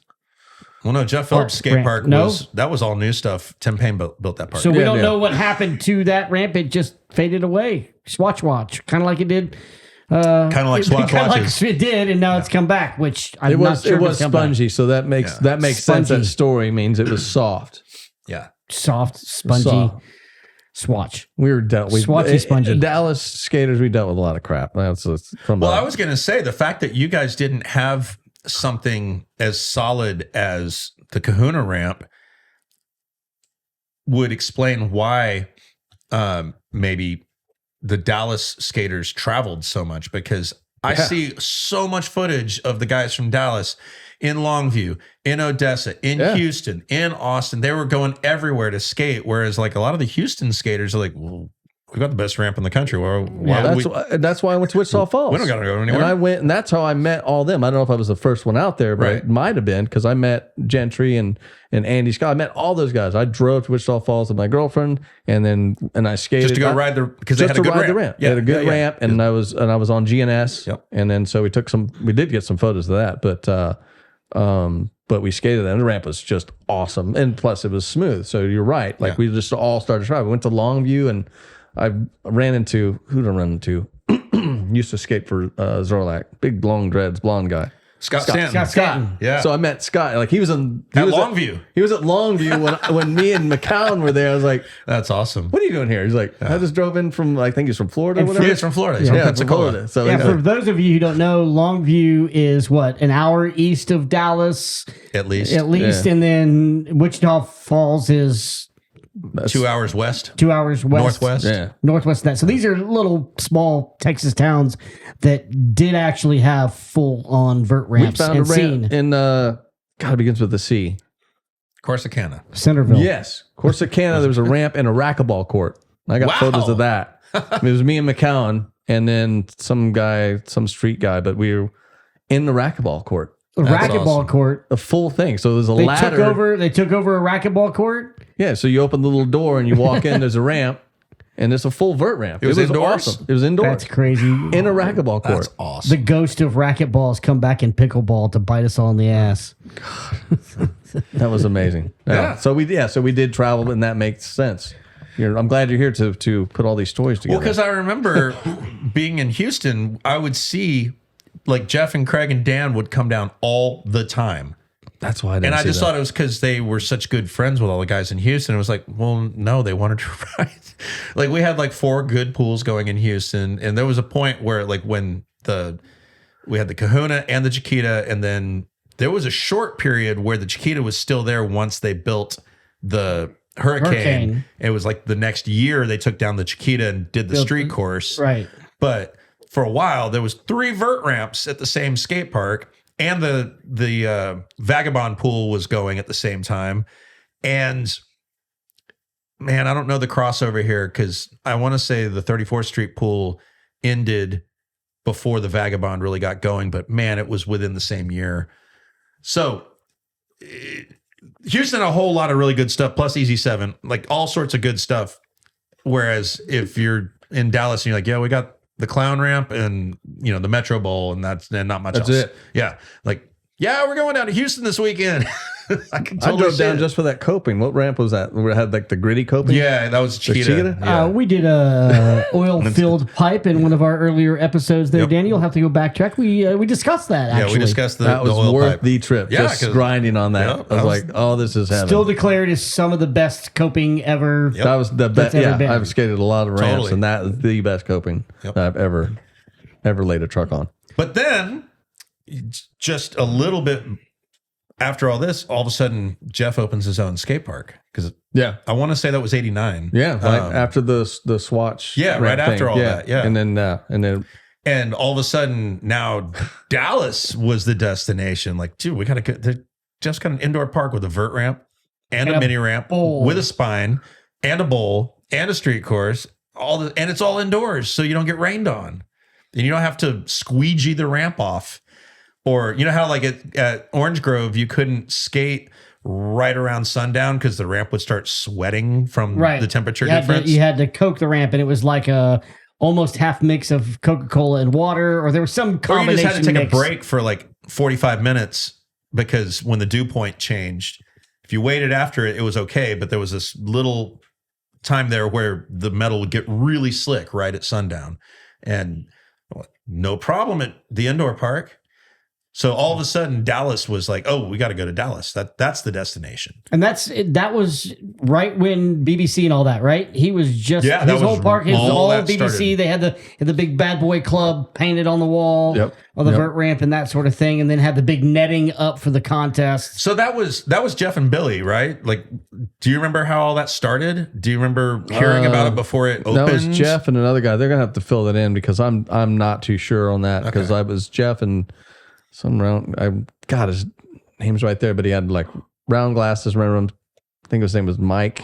Okay. But I think they were Skater business or partners. investor? Investor. Investor He guy. was an Okay. investor. Okay. I think Billy was afterwards. Well, yeah, and Billy did the Yeah. shop. Billy did the right? shop. I think Billy did the shop. And then Tim Payne came in and did the build. Yeah. And like a lot of the locals kind of got in on some of that. Because I know like Lee Brooks told me that was how he learned how to build ramps, was volunteering to work on that. Yeah. So yeah, because that was the investor as far as I knew. So when they opened the park, it was like we're waiting for the build. And I met Tim Payne when he came out to the Bachman Lake. So I met him and then met him again when they were building. So and just So in watched me those build. time frames, you're saying 89, 90, 91, that time frame before that would have been your heyday. And again, Yeah, 88. the right now, whenever we were in Houston and the Dallas guys would come up, we'd be like, fuck, okay, there's Hollenbeck. Oh shit, Pat Sherman, fucking Mark Roach, his damn smooth ass style would come in. I mean, you guys had a really hot scene going. Plus, obviously, you had Craig and Jeff and Dan Wilkes, and then everybody else that we're not naming that was out there. There's a ton of other rippers. You're ton. forgetting Mike Crum. Mike Crum. Oh yeah, how can we not forget Crum? Crum, which we'll talk about at the tail end about how Dave well Dude, Crum's doing. Dave, I Dude. forgot about But that guy, was yeah. the height. Dude, I just saw some runs of you. I think it was the 91 Shut Up and Skate. I was announcing the contest, and you posted 2 or 3 runs on that. And you're like, damn, I don't remember how powerful I was. You were a fucking powerful skater. Yeah. Was that your heyday? What do you remember about your heyday? Where did you get? Did you ever get a pro offer? Did you? Where did you get with that? That was it was we're I think it was like through Phillips. 91 is that. Do you know the footage I'm talking about that you posted? Yeah. Okay. That run that the shut up and skate. Yes. Yeah. So God, that was a good run. No backside airs on that one run. Really? Okay. I'll have to go back and we'll post I'm that. very intrigued. Like I was watching, and also, I was looking at all the footage. I have that footage of the whole contest. Oh, So really? I have everybody. Phillips was doing those lean tail taps where he's like a foot back on the deck of the ramp and then just yank it back in. But at that contest, God, anyway, there was but so much your going on. heyday. We're talking about you. We'll get to Jeff here in a little bit because there's some correlation. But you, and then just when I was skating that, I just went in as an unsponsored, I think, or sponsored am, whatever. So Right. I got 11th. So Okay. 11th out of 42, did pretty good. But that's like home turf advantage. But still, as you said, when I looked at the footage, I go, is that me? I had to watch it That like was 10 times. I mean, that 91 contest, that was some tight competition on that. Because I think, wasn't 91 the first year that like Mike Frazier and Neil Hendricks came out and maybe were so. in that contest? I don't.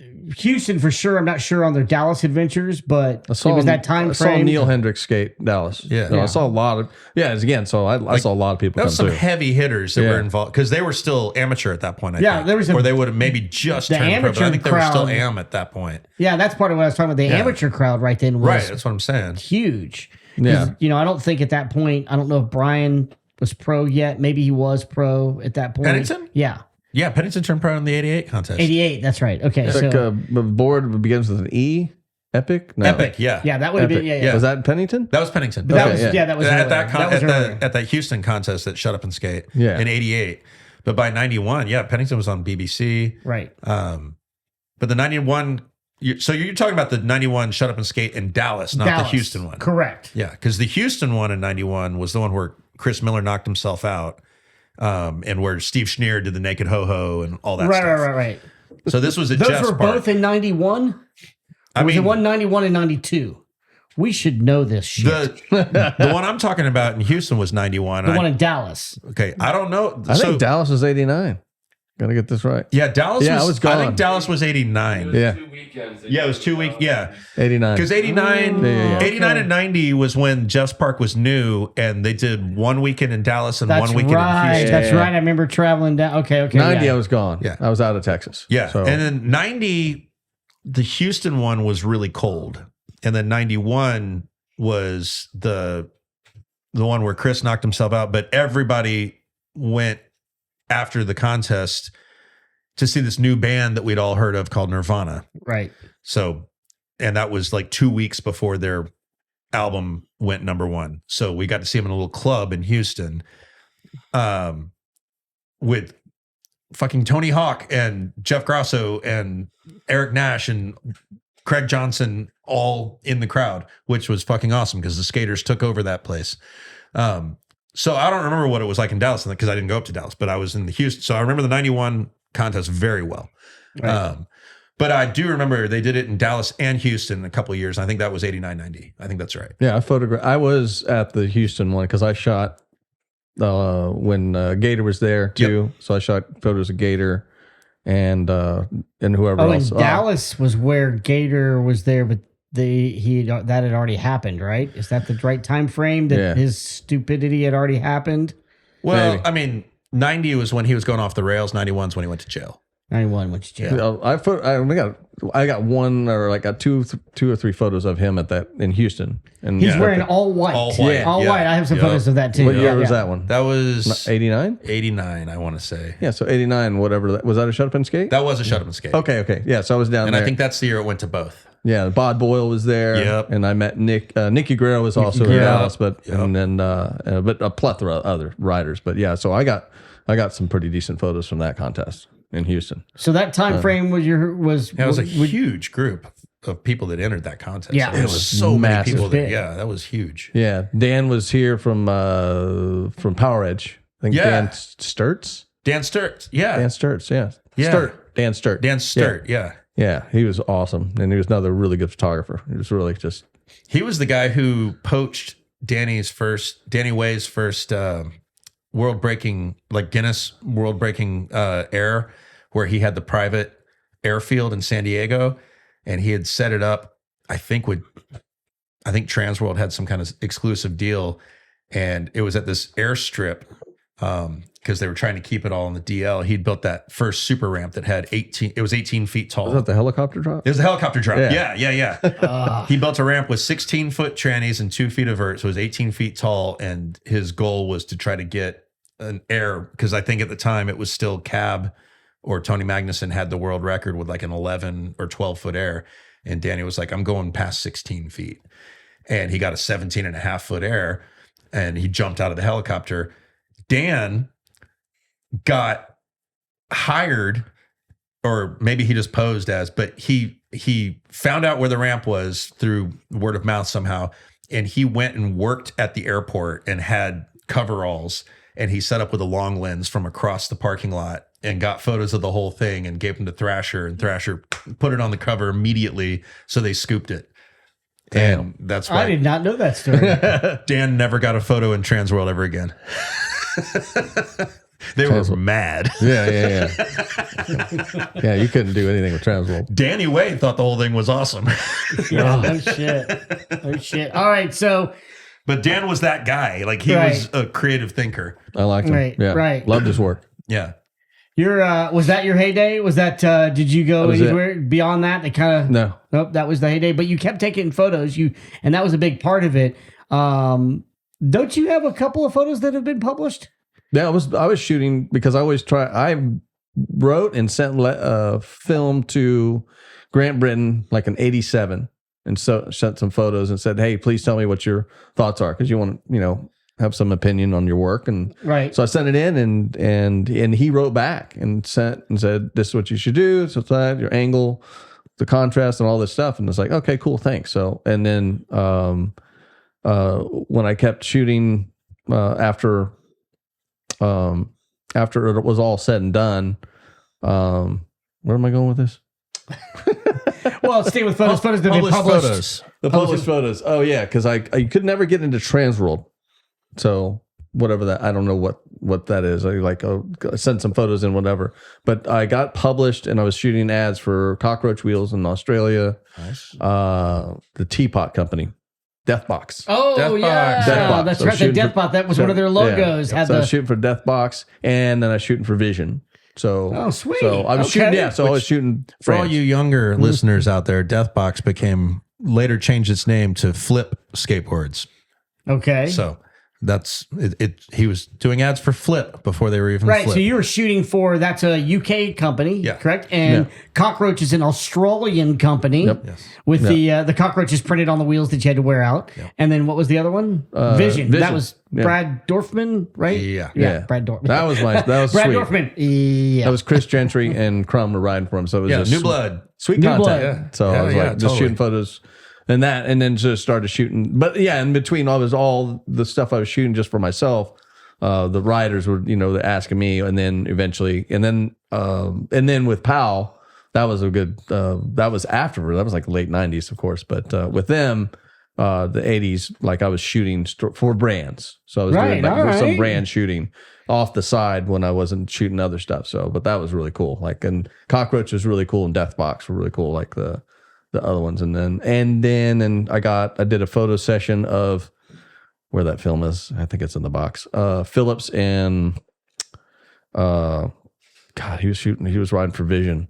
Gracholski.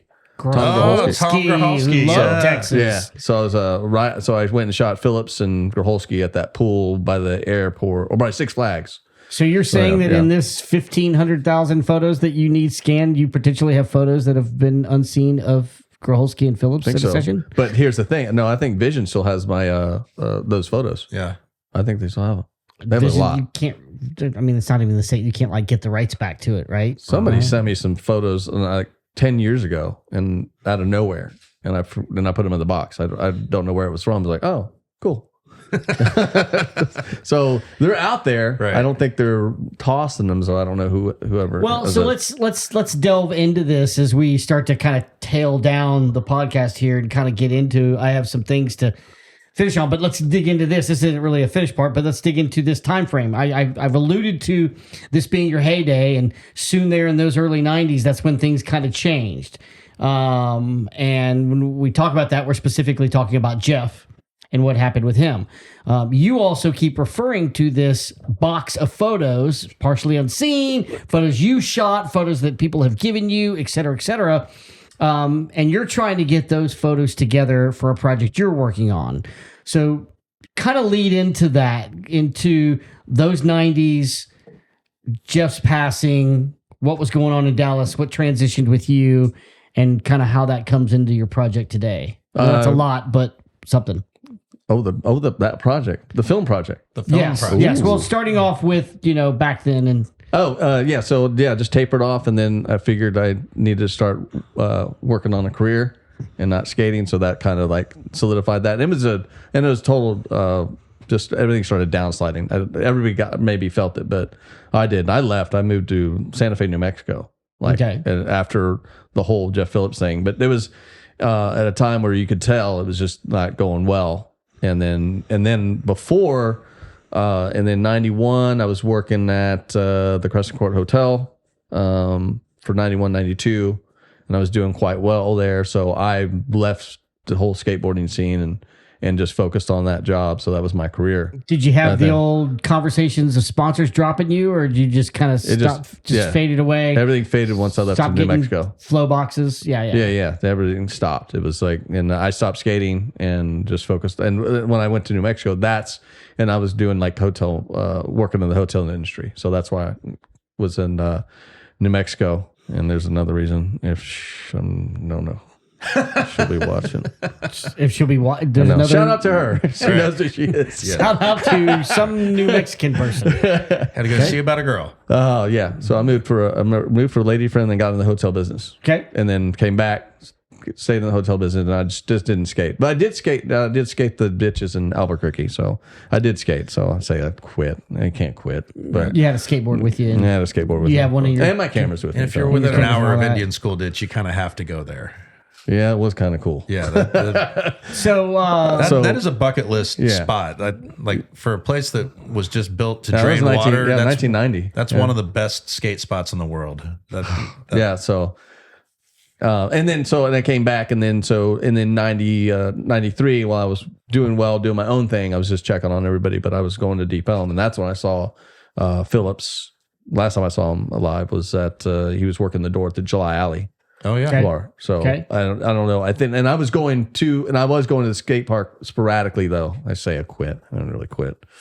I'm just trying to fill in all the blotches. But here. you were friends with Jeff, but you weren't super close, like keeping in touch and kind of knew what's going on. Other folks were super close in his clique early in the mid '80s and moving forward and all that. They were super close with him. They were always talking to him and whatnot. Those guys. Dana Buck was one of those. Yeah, Dana Buck was in there. It's just like he knew a lot of people, but I wasn't in his clique because he was. Again, it's just like I was. They were dreaded. They were part of the Dreads. Wasn't Dana Buck a dread also? Yeah, all those the Loco Gringos guys. Wasn't that the band from Dallas? Locos Gringos. Yeah. I'm just thinking about Dana. They were all Buck's, dreaded. Dana Buck was just a madman. God. He's mad. He's got some fantastic. We're getting him on. He is the story. He's a story on his own. Lindsey Kuhn in that crew? Yeah, Lindsey Kuhn. Yeah. Lindsey. Shout out to Lindsey. Yeah, man. he's up in really Denver. Yeah, I lived with him briefly. When was that? Yeah, he's one of the best dudes ever. I met him when he used to have a shop here in Austin called Swamp Co., which he moved to Denver. Yeah. But it was on the east side, right by where Hotel Vegas is now, for anybody who's listening to this here in Austin.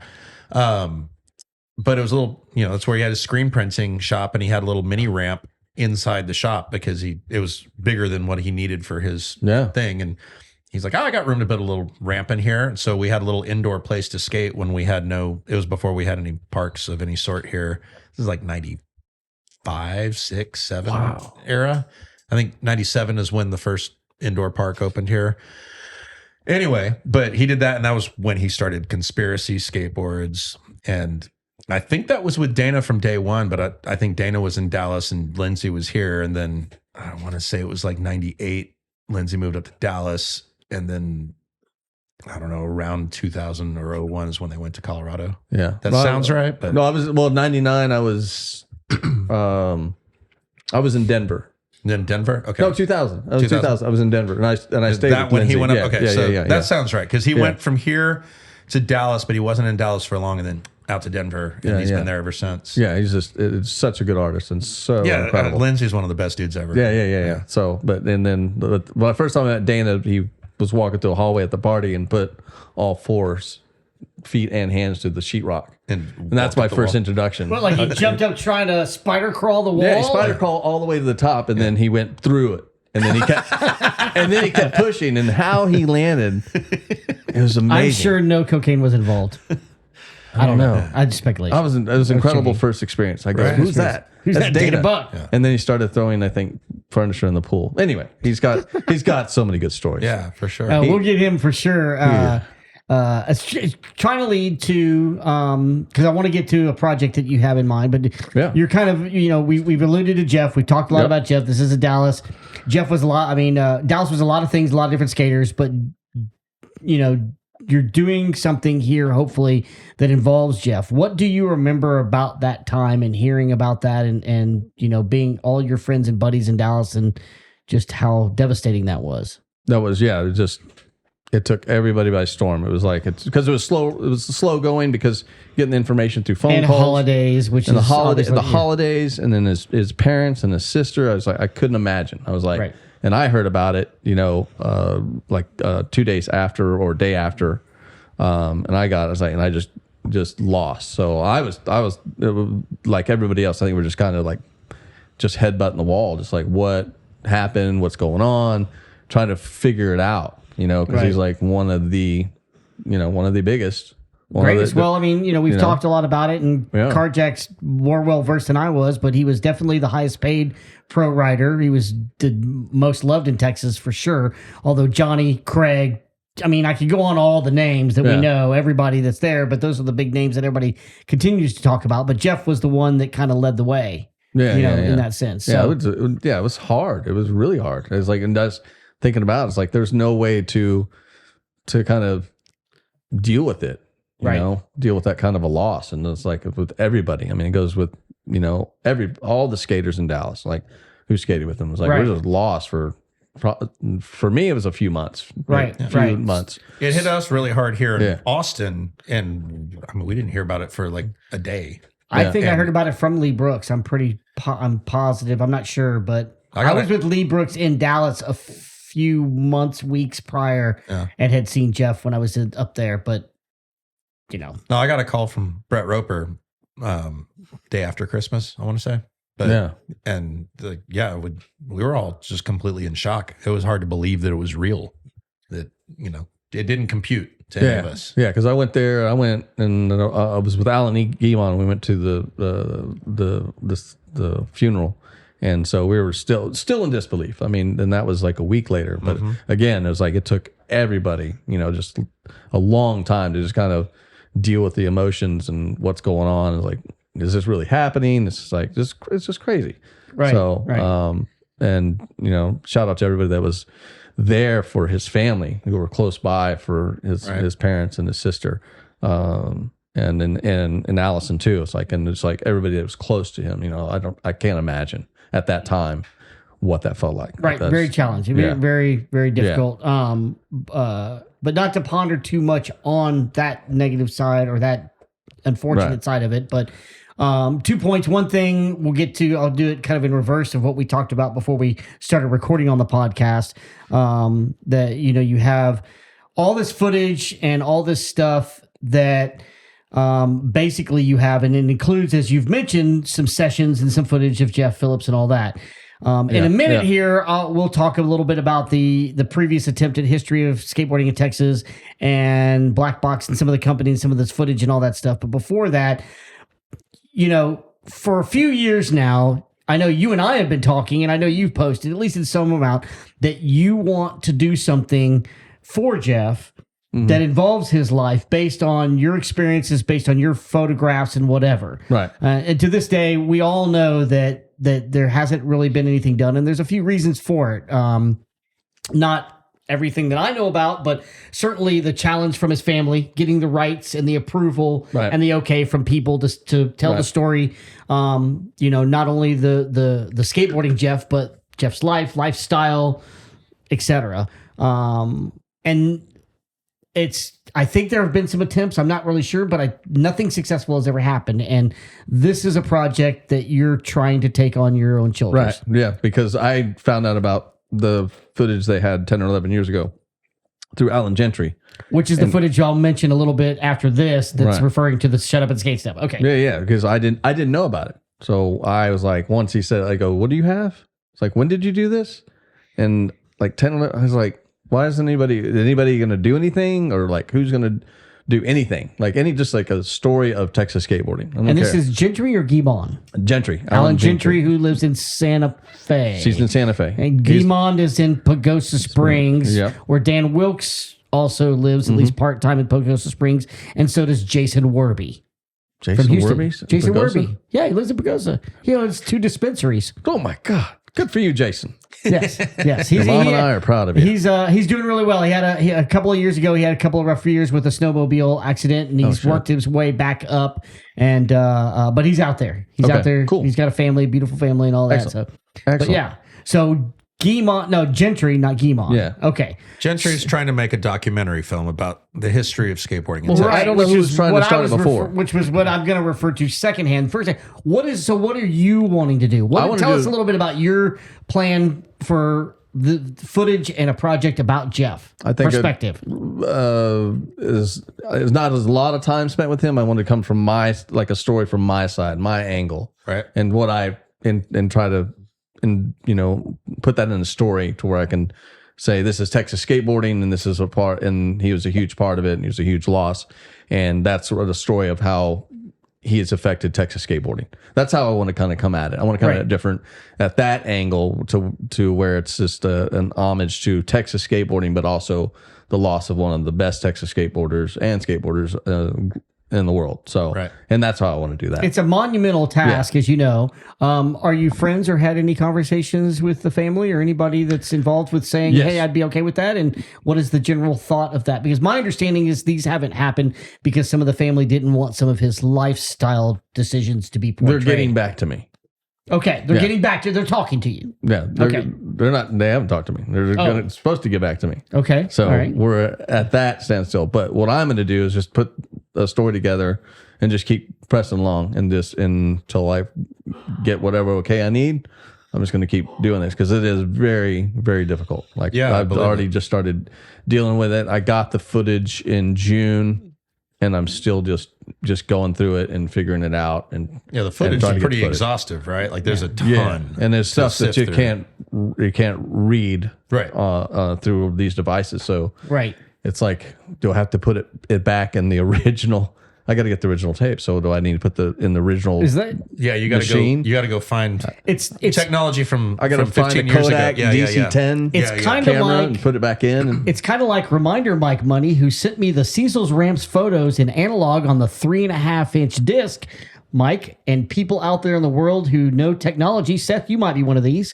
I still can't get those photos because no company has the computer to put a 3.5-inch disc. Chip has a 3.5-inch floppy disk full of photos from 1983. And Cecil's Ramp, Neil Blender. We need Gibson, somebody with a 3.5-inch Phillips. drive that can hook up to a modern computer so that we can look at these photos. So Mike Money sent it to me. They're from Ryan Smith, and they're probably amazing. He said he's looked at them, but we need help with that. So it's kind of the similar thing where you're digging. So that leads me into what I was kind of referring to.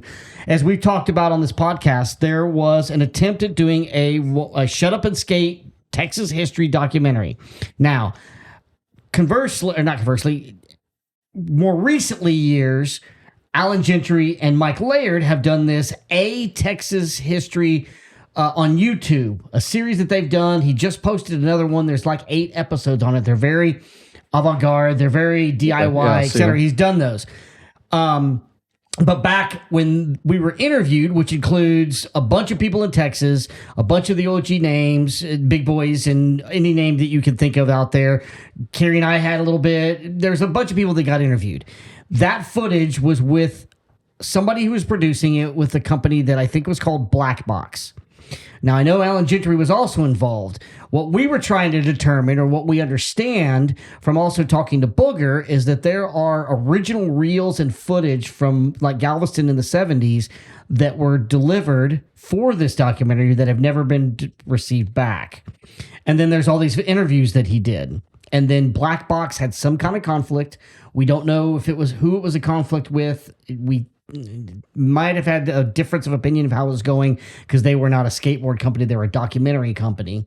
And then apparently they took that footage and left and haven't been heard from. And I've heard spatterings of people.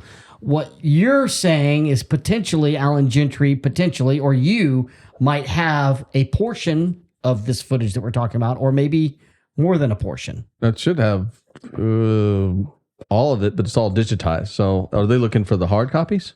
Well, it's just a matter of what's out there. It's basically all of this attempt to do the Texas skateboarding history and all the interviews.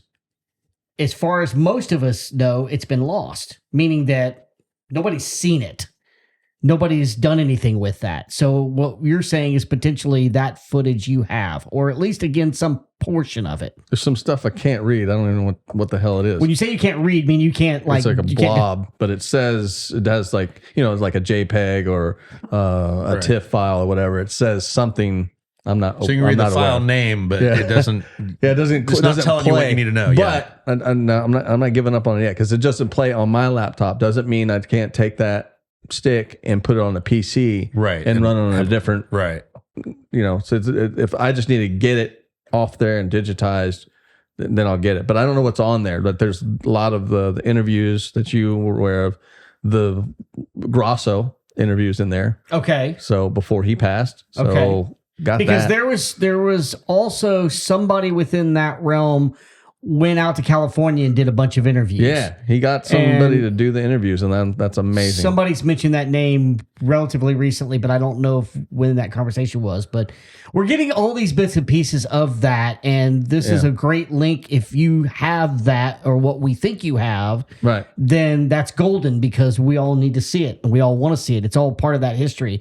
Part of what Booger was talking about in his interview is that he had sent footage of his ramps, reel-to-reel footage of his ramps when we were discussing when flat bottom was invented or made. We were talking about that, and he's got footage of his ramps in those days of pre and post flat bottom. That's late awesome. 70s. And he says he sent that footage to this production company, or this group that was doing these interviews. Okay. Well, Black Box, we believe, is the name of the production company. We're trying to put all these pieces together and trying to find out who knows what, but we don't know everything, and we're basically just trying to figure out how to get all that footage. So that's beautiful news if you have, like I said, some portion of that. I have the digitized version, whatever. That might be the unreadable stuff. Right. Or you might have the results, but you don't have some of that original footage that was not spliced together yet. So what you're saying is the video is in the computer. Yeah. It's all digitized. That's what I'm saying. Digitized. What the hell are you talking about? It's in the computer? It's in the computer. It's inside the computer. I want him to get his stuff back. And again, because I just walked in on it, and that's why I said I want to do something. I'm just going to start moving forward. So when you say you have a box, recently he posted, he goes, I have this box of Jeff Phillips stuff. When you have a box of stuff regarding your project and then all this other stuff we're talking about, describe the box. Is it a shoe box? Is it a tote? It's a tote, but it's not. It's just the film. Okay. Not any videos. I don't know who has all but there are videos of Phillips on that reel. I think there's some rat hole in there. Okay. I think so. Nice. It was like. And that's separate than your box of photos. Yeah, that's separate. That's two boxes. I have this little drive of 5 gigs of footage, which is plenty, because you think of 5 gigs, and that's like if you just I'll have to have another conversation with Alan Gentry, because right when we started this podcast, I had a long conversation with him. He's a great guy. I love what he's doing. I wish I get to see him more, but he's out there. But we talked a little bit about this, and I guess I'm getting some of that mixed up of this whole who has what and Black Box and all that, and trying to find out. But it seems to me that there is still some portion of this footage, or maybe some portion of the documentary that had been done, started, whatever, that was taken and then hasn't been seen. And whether that is an actual thing or whether it's in combination with you have is what we're trying to figure out. No, So I have no relations to Black Box. from the skateboarding world out here in Texas, what do you need from us for your project other than cheers and support and time? What do you need from us to help get those things going? What kind of support? Travel expenses if I need to go get interviews, but I don't have to. Cash money, baby. Cash money. Cash money, but I don't need anything right now. I'm just like going through the motions of in my head. I've just been constantly for the past year like how to tell the story of this and when to get it out and just do it right. But I'm just going to do it. There's all no now. time frame. You don't have an ETA. You haven't started. You're just trying to. I definitely would love to do it like a release on his birthday. Okay. So I do. I think We've it's got June 6 months. June 11th. Yep.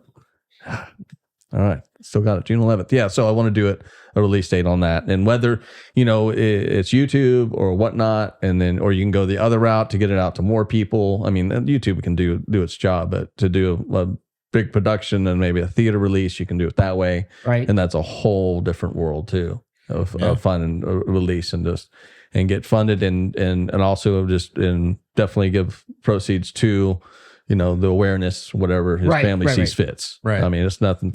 I don't want anything for it. I just want to create a good story about something I'm passionate about, which is skateboarding and the camaraderie that goes with it. Yep, that's exactly what we're about. I mean, we're lucky to get the success, and thank you for everybody who's helped us with that success and the wonderful production and everything that goes in with that. But we're doing this because we felt like these stories and these conversations needed to get out there, and it was getting lost as people were passing on and getting forgotten. And so that's why we're trying to do it, and we're stoked for that. I know there's a lot of people very excited to hear some of that, and I'm sure I'll get a text from Rainey being one of them saying, when is he going to get that stuff out there? And go talk to Dan Wilkes.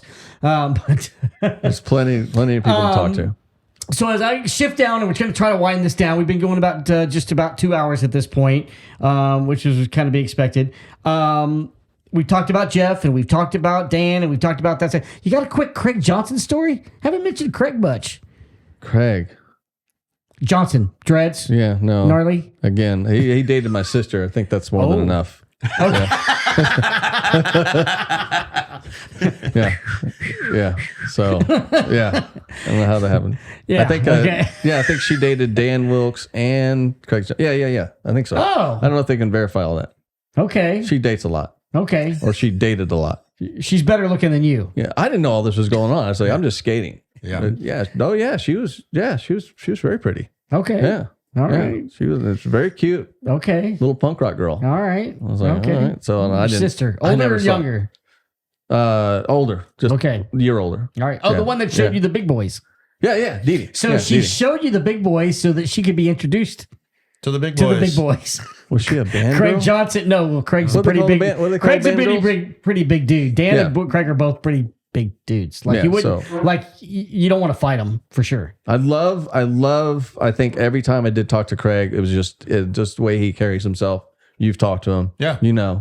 It's just, and him at that younger version. So when I first met him, and we're hanging all the time. So it was, cause he lived close by and, Alan Guimond lived close by. Wilkes was over, about 6 miles east of us. And so, so I talked to him quite a bit, but this is his mannerism. So I think the best thing about Craig is just what he would say. And this, every time you get to go skate, and whatever would come out of his mouth it was hilarious. He just had a good. Yeah, it was really timing about funny it. and kind of like subtle too. Yeah. Yeah. And I think that's every time I talked to Craig, it was just a funny poke or something he'd say about you or say something about that or guess what happened to me last night or whatever. So I think Craig Johnson has many, many stories. Yeah, we're hoping to get some of them on. Yeah, we saw on him tape. at the Banger and the Hanger, but we didn't have a chance to really spend enough time to get a lot of interviews, and we'll get to that. Craig's obviously one of the big ones. But you're also good friends with Mike Crum. Yep. And just quick, we brag about what he's doing and what Four Down is doing, but just Mike Crum, from a little scrawny little crumb snatcher to what he's done with the CEO of nonprofit in Dallas last year. With Four Down. Yeah, when he first started it, I was like, I didn't see it for like 2 years, like how it was going because I was skating and over there, and then he was we had a good time. He said, but he always pokes, you going to do a hand plant? I was like, no, I'm not doing a hand plant. No. But anyway, so when he was creating, I was like, and I looked, and I waited, and I see it as vision, but he just kept going. So he didn't see it, I don't think, but he just, one thing left out after another would happen, and he was putting it in the right place. He was doing things the right way. He was taking care of people, and I just saw this, and now it's blown away. And I was like, that's exactly what after those 2 years, and that was a while back, Yeah. It was like 7 years ago. Yep. Well, when 4 down, and now I see it and come to fruition of what he's doing. It's so incredible. There's nothing like this in the skateboard world that we know of. We know some other people are starting to attempt it, obviously following his lead. I just think the coolest thing about it is that of all the things you would have envisioned or think somebody would have been successful around skateboarding, this is not it, but yet he's almost made this perfect picture of what it should be. Yeah. And it's just incredible, from, like I said, little crumb snatcher and a little story about him drinking beer at skate park in Houston, and somebody set his beer down and somebody pissed in it, and then Crumb comes back and they do, okay, everybody, let's chug. And Crumb chugs the whole thing full of piss. Bad story. Sorry, Crumb. That was a true story in Houston. But from those days of all the shenanigans to, like, he's come up and now he's just, I mean, he's a beautiful human being doing a lot of things. And that's the thing I'm saying about that, is because it's in Dallas, your hometown. I mean, you can't be more proud for what Crumb is doing and where he's come from. All because of skateboarding. And I know he's got other people involved in it. Is it Josh is the other guy? Yeah, Josh, and all that. Yeah. So, but anyway, I just thought I'd get, because he's somebody you grew up. Yeah. With he's like, skating. he's always a good kid, but would sucker punch you at any given moment. So, but no. You're also, I feel like you're burying the lead that he just turned 50 last month, and he dropped. 50. Oh, I'm sorry. Happy birthday, Michael. I forgot. But he dropped a 50th birthday video part. I know. And it was to rival Tony Hawk's 50th birthday. Like, the dude still rips, and I want to punch him for that. No, you don't want to punch him, but I mean, not seriously, but God, he's so good. Do you know when Mike Crumb gets to the session, do you know how to tell if he's skating or not? How's that? If he's wearing penny loafers. If he's wearing penny loafers. Dress shoes. Yes. I'm not sure if they're penny loafers specifically, but as soon as he gets out of his shoes, he gets his dress shoes on. Like, he's one of those dudes that wears leather dress shoes most of the time when you're not skating. But you're saying if he's got penny loafers, he is skating, or he's not? Not skating. He's not skating. He's not skating. He's wearing his dress shoes. I didn't bring my skate shoes. I've heard him say he didn't bring his board, and he didn't bring his skate shoes. I've heard him use that excuse both 2 different times. I had a good story from him. I ran into him in '98 at the Slam City contest in Vancouver. I happened to be in Vancouver for that. And so we were saying hi, since, 2 guys from Texas there. Todd Prince was also there. And we're all standing out. The contest is over with. Everybody's about to go out for the night. And we're standing just outside the arena in the parking lot. And one of the street skaters, I'm totally blanking on his name right now. He rode for Zero in the early days.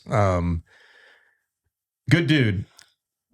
He was with our whole crew. We were talking, and he was looking at Crumb's board, which was a vert board from '98. So it was probably an 8.5-inch wide skateboard. Maybe not even 8.5. With 52 millimeter. No, with like 58 or 60 millimeter wheels. And this street guy was used to riding like a 7 3/4-inch board with 50 millimeter wheels.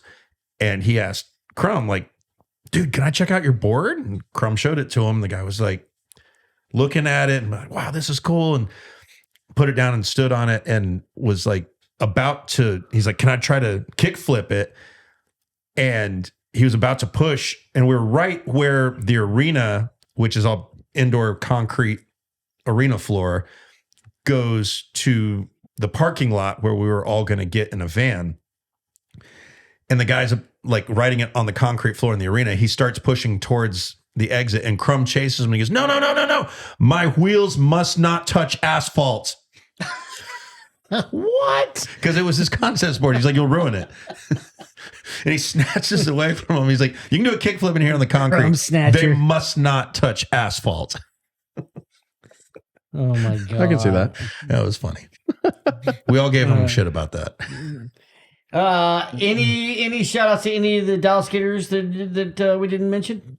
Yeah, Dave Dude. I didn't mention Dude? how crazy that guy was. I've been on many adventures with him. So Dave Dude, he had dreadlocks and with Craig, and they caused more chaos that I didn't know about. So, but him and all Roach and Pat Sherman, Jeff Carr, Seth Johnson. There's a lot more. Now, when was the last time you rode your skateboard? I rode it. When did I ride it? Not too long ago. I saw a Not too long, picture yeah. of you at 4 Down doing a We're at 4 proper Down. Smith grind. Somebody was taking the photo from back in the distance. Yeah, you doing when I got some- back, also when I got back from New York, so like a month ago. Right, We were at 4 Down, and we were with Greg Hines and Mike, and Hubba was there with his family. Yeah. So we got to hang out, him and his wife and Hank, his Nice. son. Yeah. So Still skate some vert? who? You? Yeah, Can you do some airs? no, No invert? No hand No. hand turns? no. No. What does Greg say? Rock and rolls? Kick turn queen or Kick- king or whatever.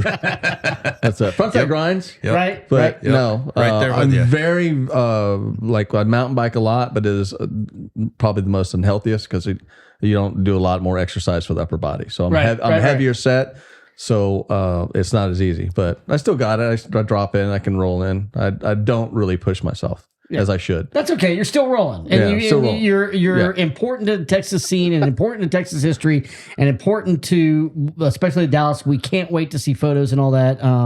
That's just excited to hear some of that information. Yeah. You know that you've got some of those photos and all that kind of stuff.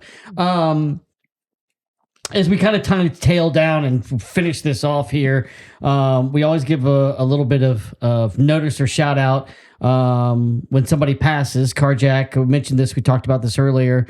Just somebody recently passed that was a skateboarder, part of the family in Austin, Texas, and I didn't know him, but let's give him some love.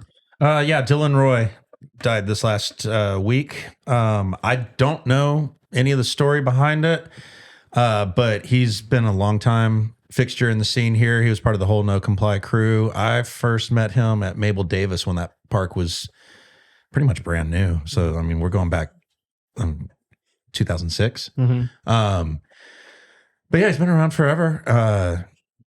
Good guy, very well regarded in the scene here, and just part of the house park and No Comply crew here.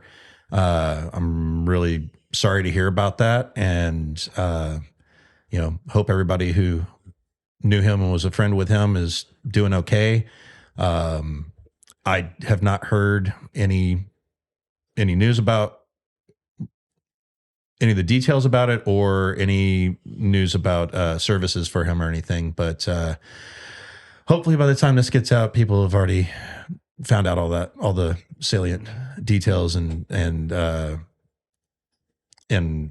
we know more about it. Yeah. But yeah, just it's always sad to lose another member of the family here, and I hope everybody's doing okay from that. Yeah, no, it is sad, and he is a member of the family. We all feel it, and you can go and check out. He was rad. He ripped. He was a really good skater. Really good skater. Really good skater. Go check it out, and that's how you can share and post his memories or a story about him and all that kind of stuff. And that's really cool. It's been a little bit of a tough few months here in Texas and in Dallas. Keyshawn, did I say that right? Yeah, Keyshawn. Recently passed away, and we've talked in this podcast about Wild Bill, not from Dallas, but we talked about John Comer, who was close to us, and of course Jeff Phillips.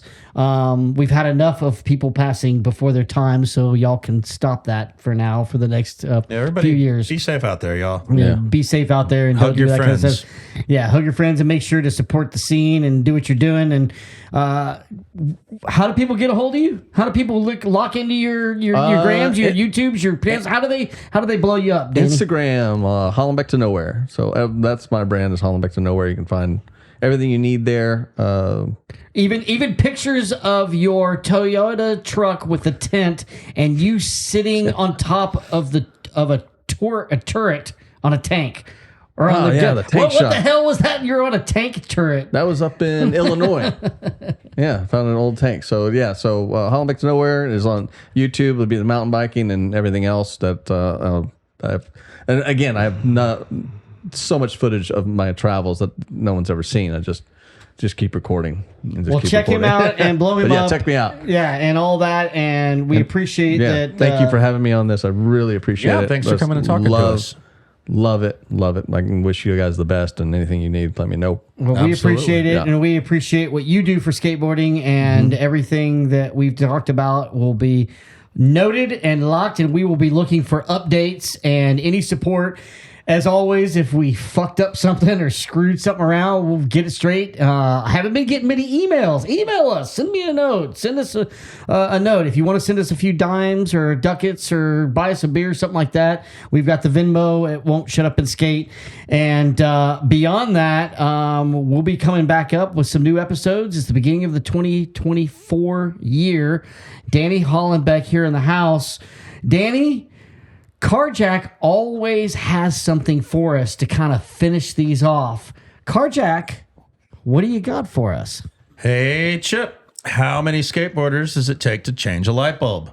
I don't know, Carrie. How many skateboarders does it take to change a light bulb? For today, we're going to say, man, just one, but man, I can't do it today. I got to take my kid to his soccer game. Can we meet like 7:30 a.m. Tuesday? You good?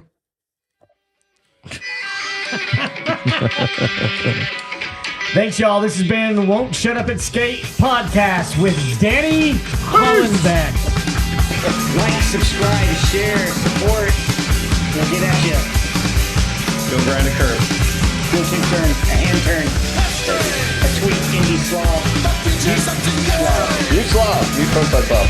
Future's up